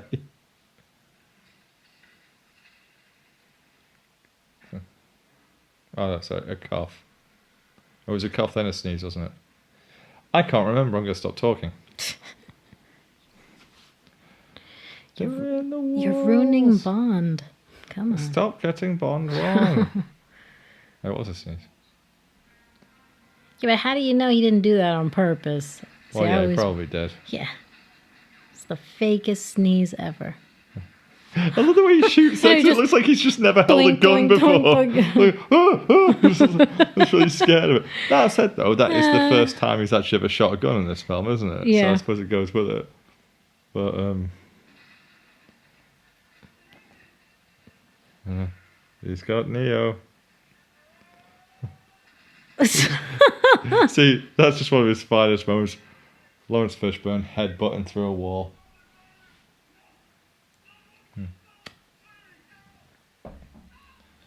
See. Just drop.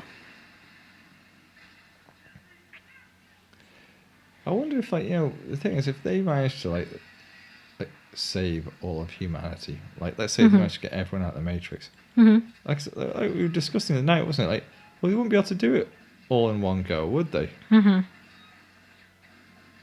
Because, like, how would they have the resources to de-atrophy all the, billions of people's muscles at once? And the only way that it would happen is educate them and, like, as to how, like, what's happened. You just get those people freaked out. Those people kill themselves or die, or you wouldn't have the resources to feed everybody, probably, or where people live. You'd be like, right, we're all free, we're living in an irradiated city with no food. Yeah, the only thing that would happen is that the machines would actually, they would have to be like a real truce. Yeah. Or you'd have to do it very gradually. It'd take decades. Oh, God, I love Lawrence Fishburne. He's so cool. Oh. But my other point is this, right? If you know, cool for the sake of cool, but if you know that you're in the Matrix, you absolutely know you're in the Matrix, Right. like these guys. If your mind was in control like that, if you're aware, Yeah. wouldn't that stop you feeling so hurt? Wouldn't that give you added physical resistance? Right. Because it's like, wouldn't it be like lucid dreaming? Mm-hmm. Because if you know you're in a dream, you can control that dream. And Right. obviously, okay, it's more like these humans are intruding on the machine's lucid dream, sure. But they know the rules, they know how it works. So, if you get punched in the face, say, in the Matrix by an agent, you just go like, yeah, but I know this isn't real, so I'm not going to register it. If you truly believe that. So I know Neo can manipulate it. That's more like he's manipulating the Matrix himself, not manipulating himself inside the Matrix. Right. You know? Yeah. Am I thinking too deep into this again? No. Okay.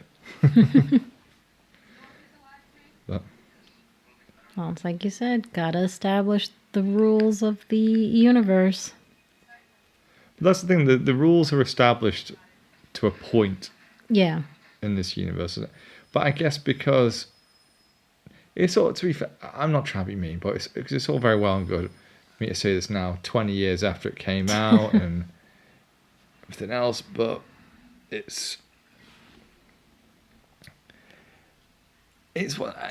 one of those where I don't like. So I hate it when people say, "Leave your brain out, just switch your brain off." Like, no, because it's like, it's supposed to be art. You're supposed to understand it. It's, I'm sorry. Otherwise, just go watch some Jangly Keys. Cypher, you backstabbing bastard. Not Marcus Chong. Either way, it's kind of electric, but it works like a laser. Yeah. And he's fine because even though it seems to singe his back. See, Dozer, right, who's even bigger than Marcus Chong, Yeah. gets hit once, dead, like completely burnt. Yeah. He gets hit like, what? If you look at him, it's all burnt up and Yeah, stuff. yeah. Tank's alright. He gets hit twice. But, so I don't think where I was talking about something I've lost track. This is going to annoy people at home. It annoy me. Yeah. No, I'm saying like, switch your brain off and all that. Like, well, no, because it's supposed to be a story. Otherwise, just watch some Jangly Keys. Watch oh, look at the pretty shapes, It's supposed to make sense. That said, I do think with this film, it's supposed to go, hey, isn't this a neat concept? And it is, though. Yeah, well, I'm saying, I'm thinking, like, I look at it quite simplistically and go, like, hey, what if you lived in a simulation and the machines were in charge and that was it? And this is what's the problem with, like, studying film for years. To an extent, it stops you enjoying it because you just go, yeah, but what about this? Or why is that happening? So sometimes you do just want to sit back and just go, Right. This is a good film. Imagine if he did that, just like landed right on Morpheus's nuts. Special trivia. He actually busted one of my nuts. An exploded testicle thanks to Joe Pantoliano leapfrogging onto my nutsack. If there's an outtake and he just does that, you just see like Lawrence Fishburne going, cut! Take two. He's just there, like, they take an hour out from shooting while he applies an ice pack onto his wounded groin.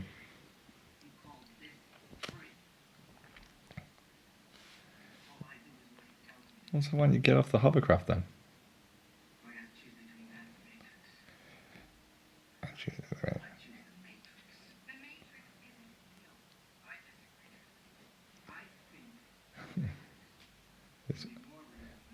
Well, no, because by definition it isn't. But then you see, But it's my like, point would be, right, this is what, again, because the machines want the access codes to Zion, right? mm-hmm. So, would an alternative not be to capture Morpheus and hold him there? Like, if you're agents, and hold him there in front of the rest of these guys, and just say, like, you know, and have Cypher on the other end and go, Yeah. like, unless you give me the codes, I'm going to unplug these guys one by one.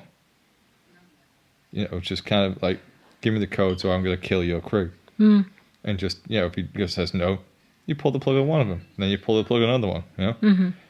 And you threaten to pull the plug on Neo. Because if he believes, especially Neo, like, there's a key to salvation, then if he's the one who's supposed to actually free them from the machines, wouldn't that work? Instead of trying to torture him separately, use the old emotional blackmail. Yeah. Be dead. The classic bad guy talking too much instead of just doing it.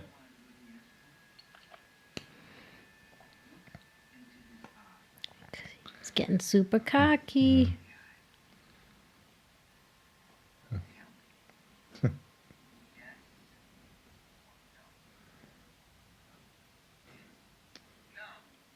I believe. Not you, so. You still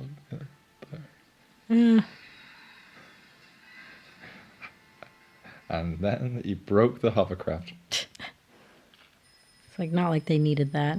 I love the way you get back and you've got this massive wound in his chest. It's like, hurts a bit, but I'll be fine. I'll get on for with the it. rest of the film, it's like, I'm helping all you guys out. It's like your brother got cooked from one shot.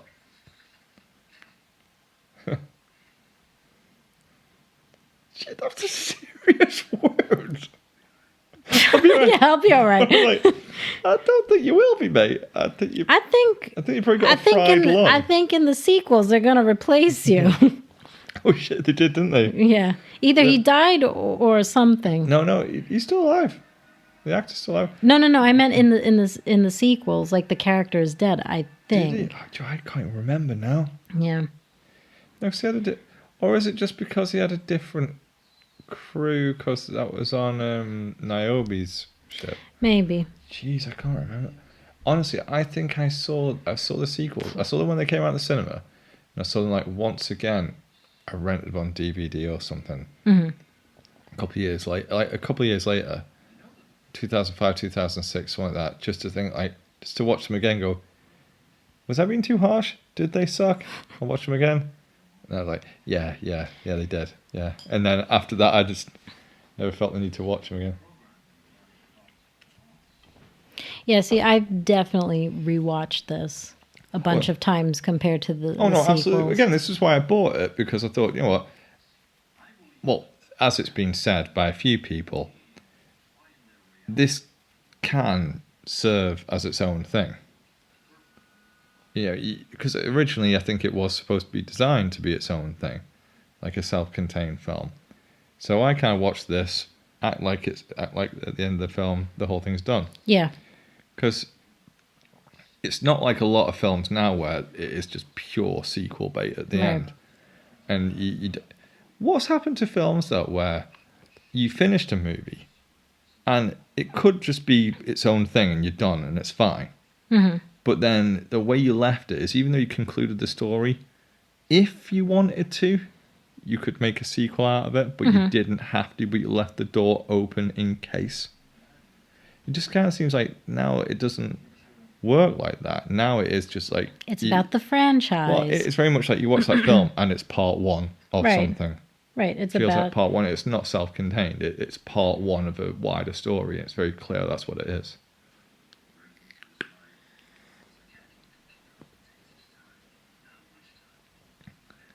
This is kind of cool. I mean, I suppose like it is a bit...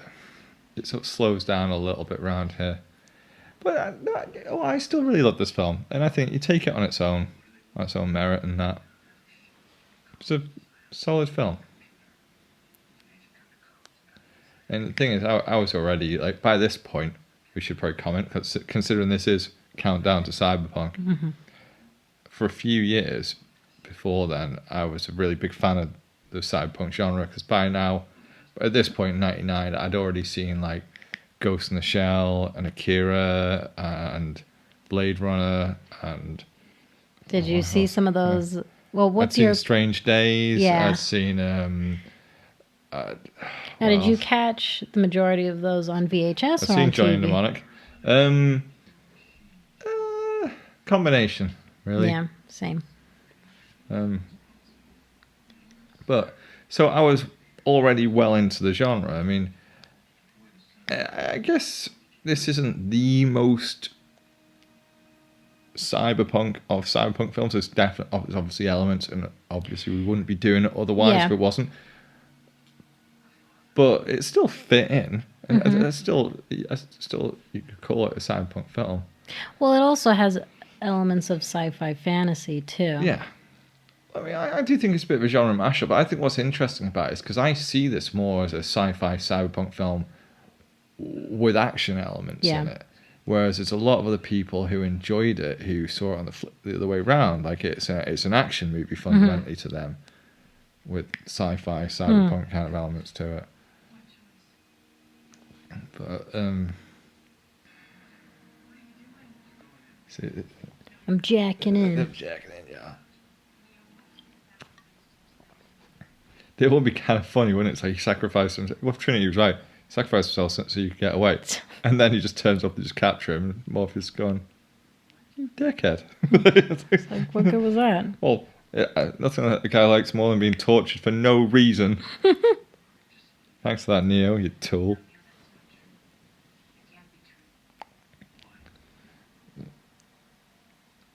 But it's interesting, isn't it? Because even though we live in this world, a world where the machines, beings of pure logic, are in control. Yeah. There is this messianic aura surrounding Neo and actually the crew of the Nebuchadnezzar. Yeah. A lot of biblical references. And it's like they've got faith. Yeah. In him, and they follow superstition and prophecy, and like, so even in a world literally run by machines, they sort of defy that logic in their own kind of philosophy and their own ethics.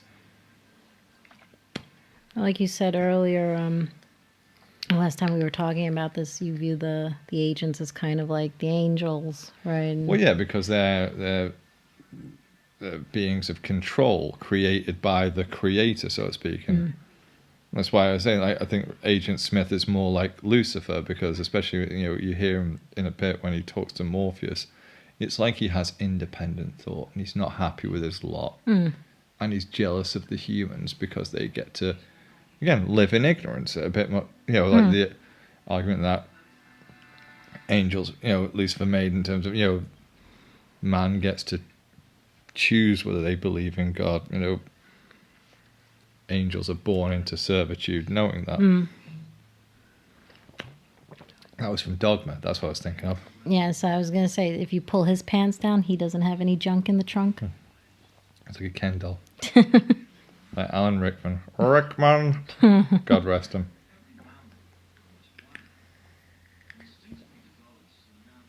You just tell he proper loves this role. I wonder who... There's nothing left in there. Sorry. There's like a it's trough. good enough. There's a trough. Gonna get another one you can talk about. Hugo Weaving while I'm Can talk about... It's the smell! It's the smell! You are a virus. See, I can't do it. I shouldn't really attempt. Did I do something to the Blu-ray then? You just tapped it slightly. Oh, okay. We're probably like about a fraction of a second out now, because I'm a dickhead. The smell. See, that's the thing. How does he even know what smell is if he's a program? Indeed. Is he like... I always wondered about this. Are there... Like... I mean, obviously there had to have been some kind of like androids initially. Because if you even watch... spoiler, if you watch the Animatrix... and you see some of the history, like the Renaissance episodes, you see that there are sort of human-like machines, like physical machines, like that. Yeah, but that's where the Wachowskis get away with it, because they can essentially go like, well, this for all you know, this could be like a couple of 100 years after the machines took over. But that's also so what you don't know what came between. That's where, like, you know. Well, you kind of get the idea in the Animatrix that it was that. Yeah. Well, yeah. Well, even in the sequels, because isn't like Neo like the fifth guy or something, the one or something like that. And at first, you know, he's talking a bit like, you know, like how they couldn't accept it. It's like in Mighty Max. You're not the first one. You're not the first mighty one. There's been others. Oh, Mighty Max. Back in the day where you made the toys first and the cartoons to sell them. Oh, but that was a great cartoon. It was actually. Mighty One. It was a better cartoon than it had any right to be. Yeah. But now we're talking. See, this is bad. It's okay, but it plays into it. That's fine. Yeah, I digress. See, really why didn't they get Richard Mall apart in this? He could have been one of the agents. He's massively is he still tall. Alive? Yes, he is. I keep thinking he's dead. No. So he's like 6'8" or something stupid he is, like that. He is massively tall. And he's in Loaded Weapon. Not that it's relevant to this, but it's just a great film. But he's the voice. Here's a link. He's in Loaded Weapon, as was Samuel Jackson, who was confused by that news anchor for being Lawrence Fishburne in the Super Bowl commercial. That's the link. Oh, jeez, you'd never live that down, would you? No, that's embarrassing. Here you go. Steel toe boots. Look at that. Edgy. Like chainmail on Yeah. That's great. See, those boots I would have loved to have had. Inverted sunglasses. These poor schmoes and just get blasted to bits. Holy shit. He's alright, he just gets a palm thrust to the sternum. Yeah. These guys get shot to bits. That poor guy was just reading his paper. Yeah, but they're in the system still. They're a part of it. Well, no, they're an unknowing part of it. Sure. They just have to kill them so agents can't take them over. But this is the thing, isn't it? This is how do you look cooler when they're shooting the guy with the guns? Just drop and just throw them out like you don't need them. You know? Like, don't bother reloading. It doesn't look as cool as just like... Exactly. I mean, apart from the fact that it'd weigh a lot more having a load of different guns strapped to you than it would just having a load of spare clips to just reload the ones you got. And two guns. See, this is very John Woo, in the way that two guns, and also you have to have things that explode. This was done, I believe. They had like a load of they put a load of these are all polystyrene tiles, like styrofoam tiles that they put in these pillars. They built them up with, and they put like loads of little explosive charges behind them. Oh yeah, you could see. You could see it. Oh, see, high def. But it looks awesome though. No, it still does. But now, if you really do look at it, it's like it does look like foam. Yeah, no, it still looks great. But again, this is very John Woo. It's very I'm breathing in styrofoam dust. Two guns, lots of diving around, slow motion, things that explode. So you see like Hard Boiled the Killer's always like tiles or like bits of paper, anything that can just be sort of fragmented. Yeah. All these soldiers just getting killed. But that does look cool. Yeah. Really, I mean, I think if you ask most people what they think about the Matrix, in terms of like, you know, a standout scene that's iconic, it's the lobby scene, isn't it? Really. See, it's like super John Woo. Wire foo. See, that was a real thing. And well, actually, no, this I think kind of started that trend of like the wire foo really in mainstream cinema. Because this, to like the early 2000s, there was some like, oh god, it was so bad. It like, does make more sense in this film though, because again, if it is a computer, you can do just about anything. No, it does. I mean, my criticism, oh god, another film that got so much love by people who just never seen anything of that genre before was Crouching Tiger, Hidden Dragon. Yes. And it was such a cack film. Again, this is me being a martial arts snob here. But like, I love Chow Yun-fat. I absolutely love him, right? But he's not a martial artist. He was in films like this. He was like a shooty gun action hero, cool renegade cop guy. He wasn't Mr. Kung Fu.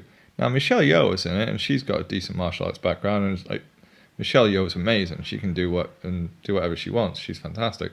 And Shang-Chi is in it, and she's really decent as well. But like the jumps that they do in that film, you might as well have left the wires in. It looked like such an unnatural sort of glide and way people did it. You might as well have just left them attached. Right. So you look like wire work works well when you just exaggerate slightly. Mm-hmm.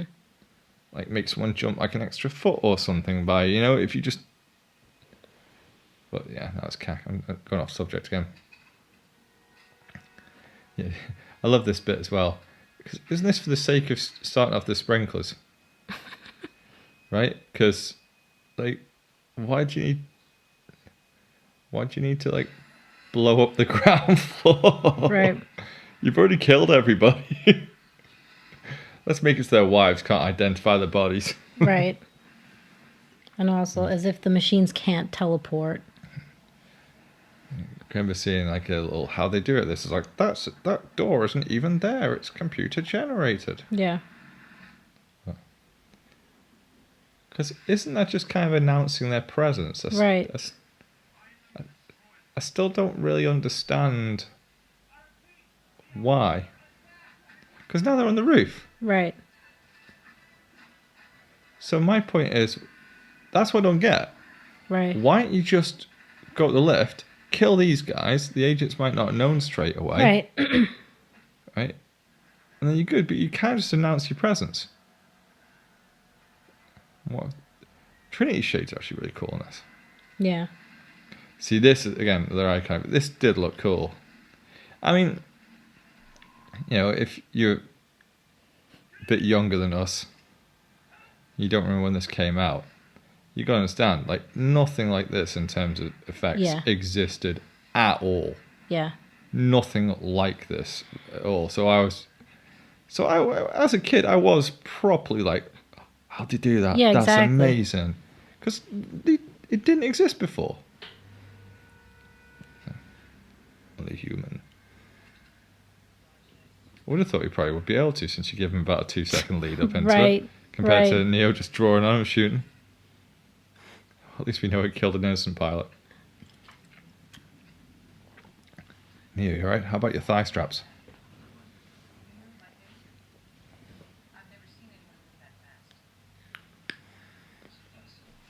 So just flesh with that.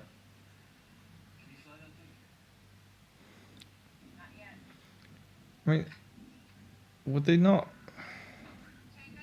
I'm guessing they're only going to have like a limited amount of like knowledge in their head at any given time or something, which is why all these guys don't go into any potentially hostile situation with like all the weapons and vehicle knowledge in the world ever. Right. Beforehand.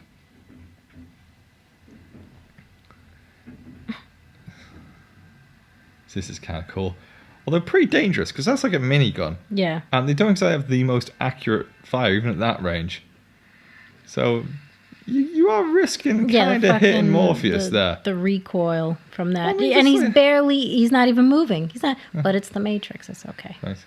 Well, average Vulcan M41 minigun. That's not the right. I've forgotten the name of the gun. Just as well, like nobody follows us. But this one's stupid, like 2,000 rounds a minute or something like that. You just like literally cut things in half in a fraction of a second. Like, if he was like real, like as in Agent Smith was inhabiting a person there, he'd just straight up be in bits. That's the thing. He's got like a couple of rounds there. Like, that makes no sense. The fire's like 2,000 rounds a minute. 2,000. Yeah, and Morpheus is like, you could just saw a wall in half with it, essentially. This is kind of relying on Morpheus just snapping out of it. Yeah. Breaking By the his, power of Grayskull. The power of Fishburne. like I kind of want to replace that when I edit in like just some kind of like bit of an opera line.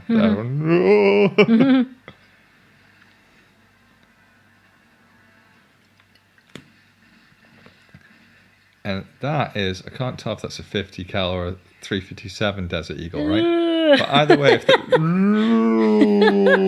he's not gonna make it. misses it. See, that's how you save your buddy with a bro hug. It's alright, my leg doesn't hurt. That's the point. Does Morpheus walk with a limp after this? Because his mind made it real. Good question. Yeah, maybe just a bit quicker there, Trinity. Maybe. Not spending so much time reapplying wet look gel to your hair. It's not slick enough.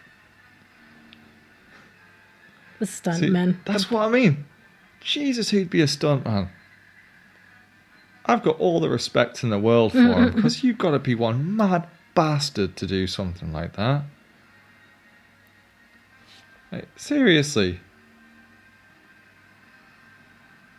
Like, 'cause, I mean, I'm guessing there'd probably be some. Surely they must have some additional like safety measures, like maybe their wrists are strapped together or something like that. But that'd be it, Yeah. right? And some kind of cable, like extra bit of A cable. lot of the time, like, you know, there's a fair amount of like. Yeah. You know, I've read some stories and it's like not always the most safety measures in place there. Right. There is no helicopter, Neo. There is no helicopter.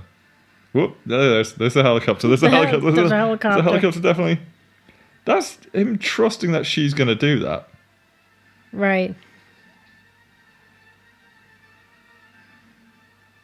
This is cool as well because I love the way like it flexed in because you saw like the vibration of the impact. Yeah. It looks a bit basic now, but again at the time. And that was just a. You know, they used that shot in the Blu-ray ads, didn't they? Yeah, yeah. Like the power of Blu-ray, and they saw some Yeah. like douchebag kid going like it was in the 90s go, whoa! And like the hair gets blasted back or whatever. He's the one because he caught a plastic adorned lady. And he planted his feet in the ground. Just love the shot like Neo messes up. It's just like just didn't compensate for it, just flies off at the end. I've got it. Ooh!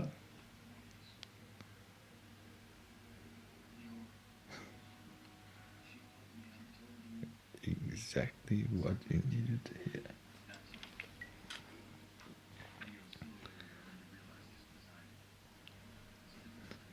And walking through it, getting shot in the leg.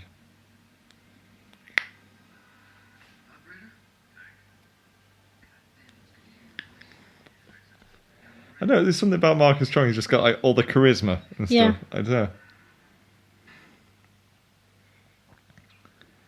God, I hate helicopter cables and straps. Grr, leather straps.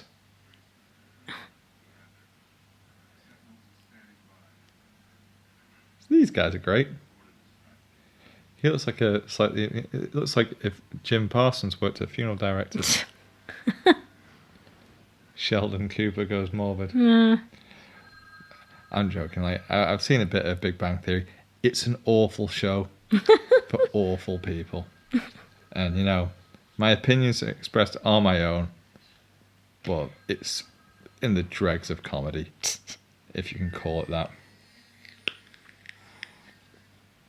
There you go. I said it. Oh, look at that classic thing of like, when you drink, you hallucinate. As a casual alcoholic myself, I can't say I've ever had a bit of hooch in a plastic bag and seen someone disappear into a phone and go, ooh, looking at the bottle. Maybe tell us when we get back and we're not being pursued by crazy seriously, because time and tide waits for now, man. See, for a 2 hour, 20-minute film, I think it zips along at a pretty decent pace, don't you? Yeah. It does not feel as long as it is, I think. Which is a sign of a good film, really, because 2 hours, 20 minutes is not short.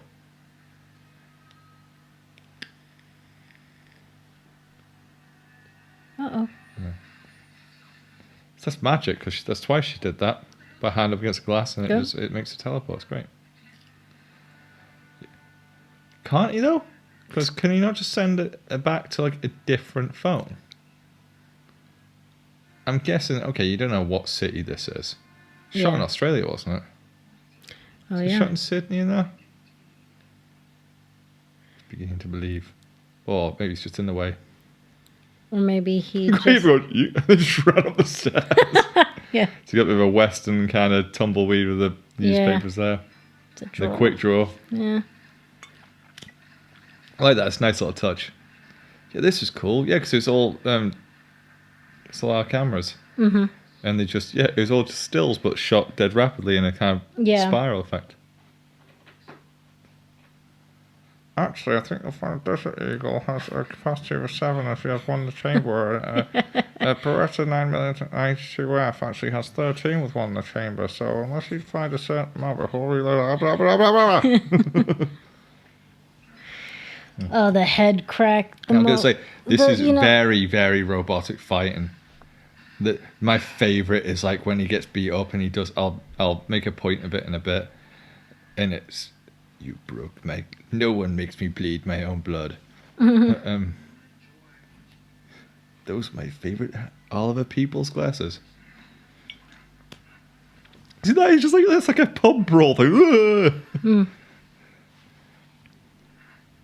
Oh, it's the old Morpheus double kick that is which you'd exhibit no force whatsoever. I like this bit. I like how he headbutts him, that's really cool. Yeah. So you kind of got a bit more karate to him as Agent Smith. There's a few moves I recognise from that. And there's just a few flashy, wanky bullshit like that. Yeah. Like, there's so many, like, just... I shouldn't be criticising this, really. I'm only about 10 years out of shape of when I used to fight. I couldn't even pretend to fight this well anymore. Oh no, Halloween blood in his mouth. This bit. Oh, I know what the fuck that is. That's just not a thing. It's his Tai Chi from the giant That's mnemonic. not Tai Chi. I know. He was literally doing the same thing. I bet you he said, "What if I do this? What if I add this?" This is cool. I did like that. It's really silly, but I love this sort of like choke Yeah. extension. I did think that was like a nice touch. Because it's funny, because on the one hand, they want to kind of show, look at this cool, like, woo, kind of martial arts thing. The other hand, it's just like, nah, I'm just going to pick you up and throw you into a wall. It's like one half martial arts, one half like pub brawling. Right.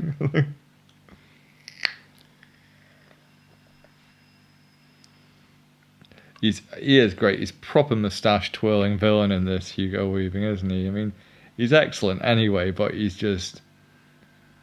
I love the way he just turns us up to 11. He's brilliant.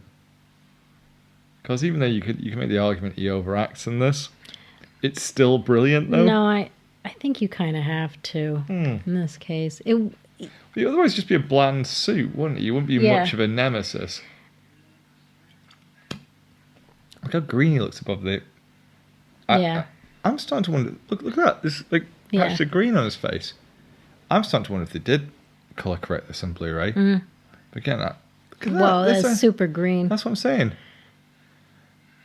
That's like his makeup, isn't it? It's just... My name is Neo. Backflip. That's a little bit comedy. So like, Yeah, whoa. tippy toe. Whoops. But you see, was that for himself, just to see if he could beat Agent Smith in a fight? I kind of felt like it was. Like he had to prove himself, because otherwise, for example, he had more of a head start in the beginning, so he was right by the stairs in the beginning, so he could run away. And considering they wanted him to get out quick, Yeah. isn't now not really the time for posturing? Right. And then also they're under attack. See the squids. See. Yeah, no pressure, but you know. See, I like you got the good ticking clock thing going on there, and you got the EMP makes sense. 'Cause I'm guessing they couldn't use the EMP because obviously it disrupt any electrical activity. I'm guessing it just cut him off from the matrix and make him brain dead. There's bits of green showing up in this, isn't there? Like smears on people's faces. Yeah. And that.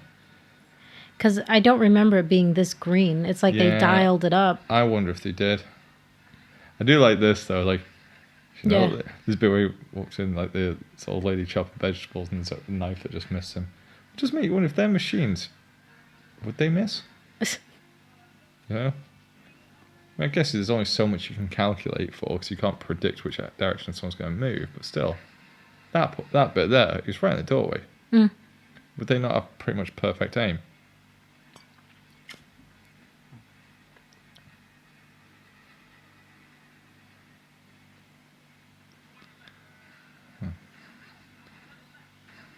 Oh, the left. He's the one. He doesn't know his left from his right. The left. Yeah, the left. You're on the left.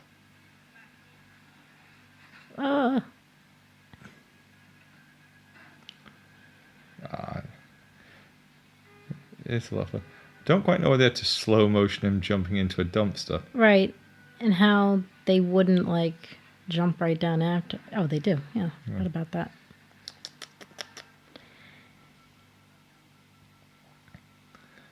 That's 5 or 6 minutes. Also, I mean, does he not have guns? Because in Matrix Revolution, they've made, like, exosuits with guns. Yeah, but that's different. They were attacking Zion. So. I'm just saying, would you not have, like, a couple of gun turrets on your Yeah. on your hovercraft? I do like the design of, like, the squids and stuff. I do like how it's, you know, bit squid, bit insect. It's good. Like I say, I think it's good how they really highlighted the otherness.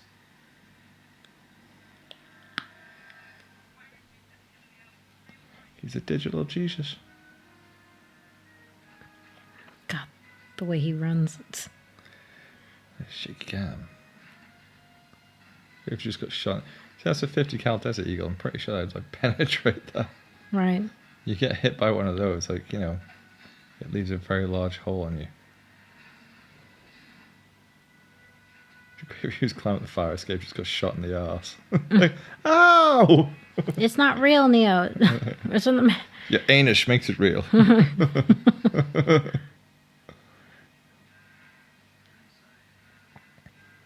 Any second now. See, love interest, which, again, as much as I love this film, I felt the love interest between, like, the love story between Neo and Trinity felt a bit forced. Again, that'd blow out the back of his spine. Shot to the heart.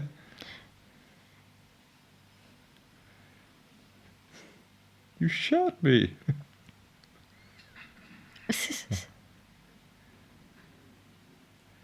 Wait a minute, that blood smear was already there. There you go. It's not real. Be No. defiant. That's the thing, if you just realised he was a one way sooner, it just wouldn't be much of a film. Mm-hmm. He's beginning to believe. No, he already believes. Like, he's essentially in God mode now. Alright, well, we're sorted then. Thank you, neighbour, who managed to set off a car alarm just when we're near the end of the film. Appreciate that for the sake of the recording. It adds to the ambiance. You arse. And he's gone. Just place your human saviour in this compound interest account, and he's gone. Everybody looks really depressed now. You can't do it like, I was Trinity, I wouldn't be saying nice things. I'd be like slapping around the face, going, time's a factor here, Mr. Yeah. Anderson. And the Oracle told me that I'd meet a man who'd spent ages getting the job done. He'd sit in his arse, having a kip, soaking up bullets for a laugh.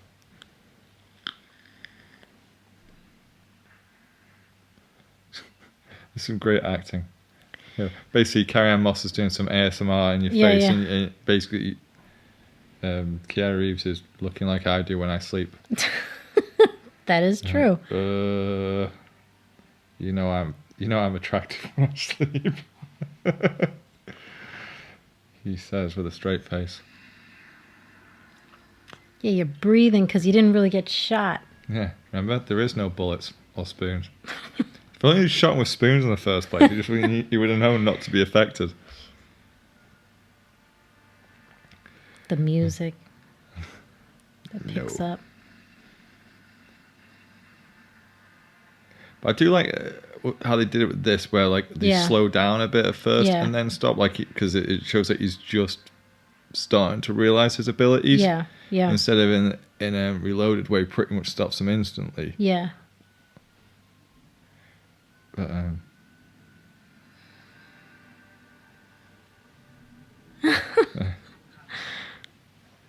he's the one.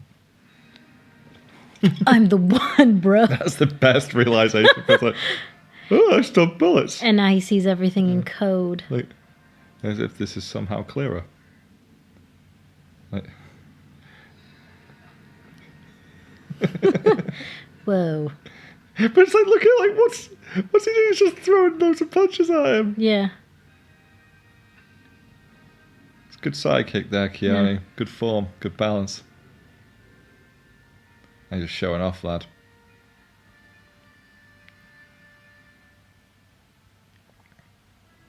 I kind of like how the confrontation between is pretty brief as well. Yeah.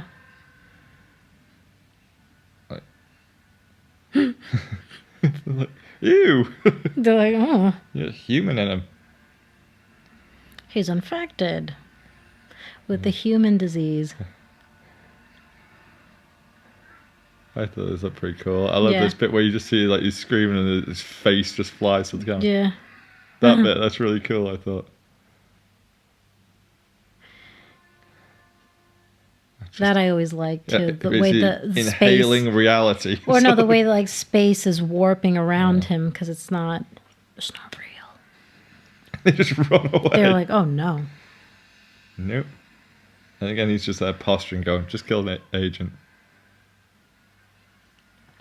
It's like, in your own time, mate. I know you think you're cool and that. Yeah.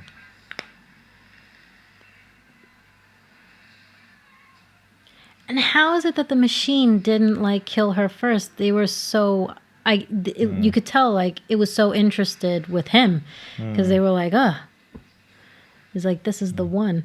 They all know he's the one. I am the one. Some Rob Zombie Club singing there. Shooting stars.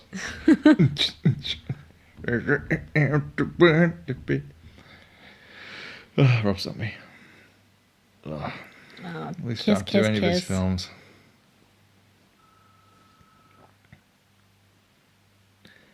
You know what, like, yeah, for a 2 hour 20-minute film, it doesn't feel like it, I think.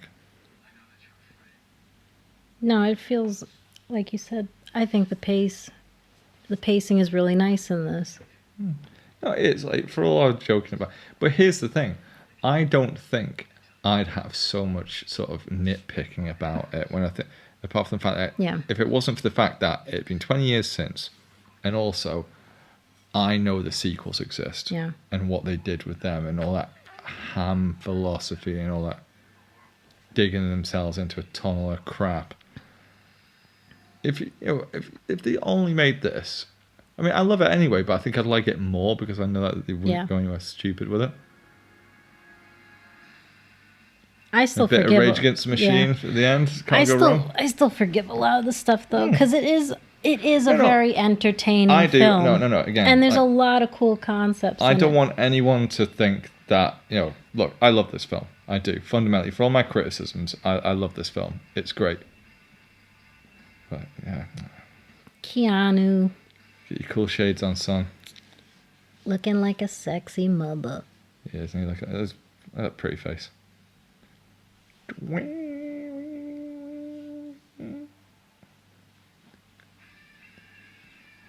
Come on! Yay, exactly Russia. Well, the Wachowskis now, as they are now. Nah, cool film, man. It's a cool film. And, definitely better than Johnny Mnemonic. Wouldn't you say? I'd say so. I forgot Bill Pope was a DP on this. That's why it was so well shot. Fine director of photography that he is. So, conclusive thoughts, dear, as we pad out this credit time. So on a scale rating of 1 to 10, what would you give this? Oh God. Oh. Because See, we started that, didn't we, with Yeah. the Johnny Mnemonic, and that was more me saying that in slight defence of it. So what did I give it? Did I give it a 5 Well, or we something? said- Johnny Mnemonic. I said it's a 5 or a 6, really. I think I gave it more like a 5, didn't Yeah. I? Or maybe even a 4. I'd Can't say this remember. is like 7 or 8. Oh, I'd say for me, it's aged in some ways and it hasn't in others, but I'd say even put it this way, when I was a kid, when I was like 16, oh God, that was like, to me, it was like, oh Jesus, like a 9 or a 10 or something like that, Yeah. I loved it when I saw Yeah. it. I still really like it a lot, but I'd say it's probably more like an 8 now. Yeah. I'd say it's a solid 8 for Yeah. me. I get a solid 8. But again, I don't really like sort of like giving films ratings. I mean, because I think it's a bit of a basic bitch thing to do. But See, like some people would probably argue, but the clothing, it's like kind of. Jeff Darrow. Yep. Jeff Darrow did Did the concept concept design. art, I did yep. not know that. That's whose name I forgot. I'm No so way. sorry. Yep. Amazing, ridiculous. I must spend at least a month on every splash page I do, Jeff Darrow.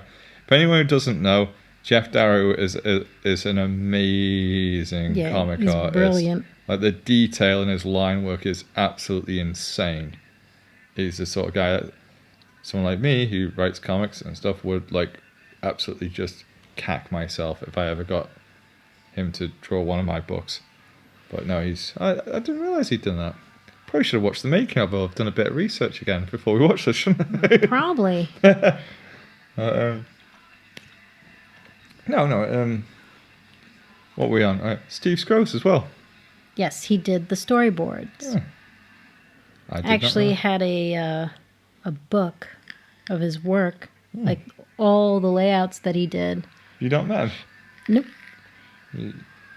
See, Juju knows way more high-level comic types than I do And why is that? because you're a pro in that. And I'm not. I'm pro-ish. No, I'm kidding. Yeah, I'm you kidding. guys are I know. pro-ish when you're actually. I know, I'm kidding. Like legitimate. I know, I'm not even I like know. giving you a compliment. That I is just know. what you are. I know. No, but what I was saying about the fashion, right? Because even though it's kind of dated, if they're in the future, right, and they found fashion from like the Well, it's same supposed- time. Well, it's supposed to be frame. the end of the 20th century. That's Yeah, what. Like, yeah. So then they could, because like the thing is, like the future could be anything you want as far as fashion goes. You could go back, you go forward, you can make stuff Well, up. yeah, it's not Yeah. like trends don't ever come around again Right. because they consistently do. Right. So, it's a weird one, isn't it? Because it's kind of like, well, you describe that fashion because it's kind of gothy, but it's also kind of like there's an element of fetish wear to it, but also Yeah. you've got this sort of high fashion with the And- tailored suits thing going on. Yeah, it's editorial.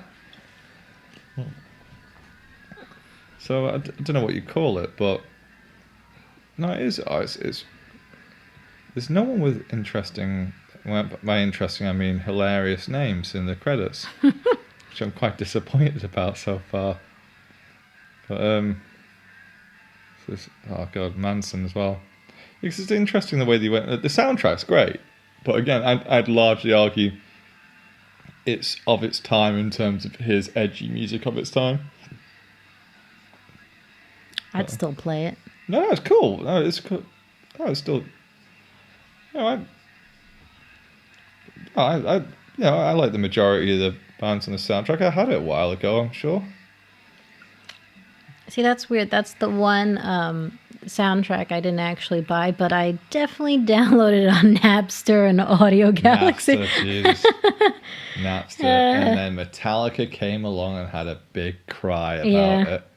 Do you know what I heard that Metallica, slight off subject, but they literally sued a lipstick company because they named shade. That's Metallica. Really? They're knobheads when it comes to being petty on anything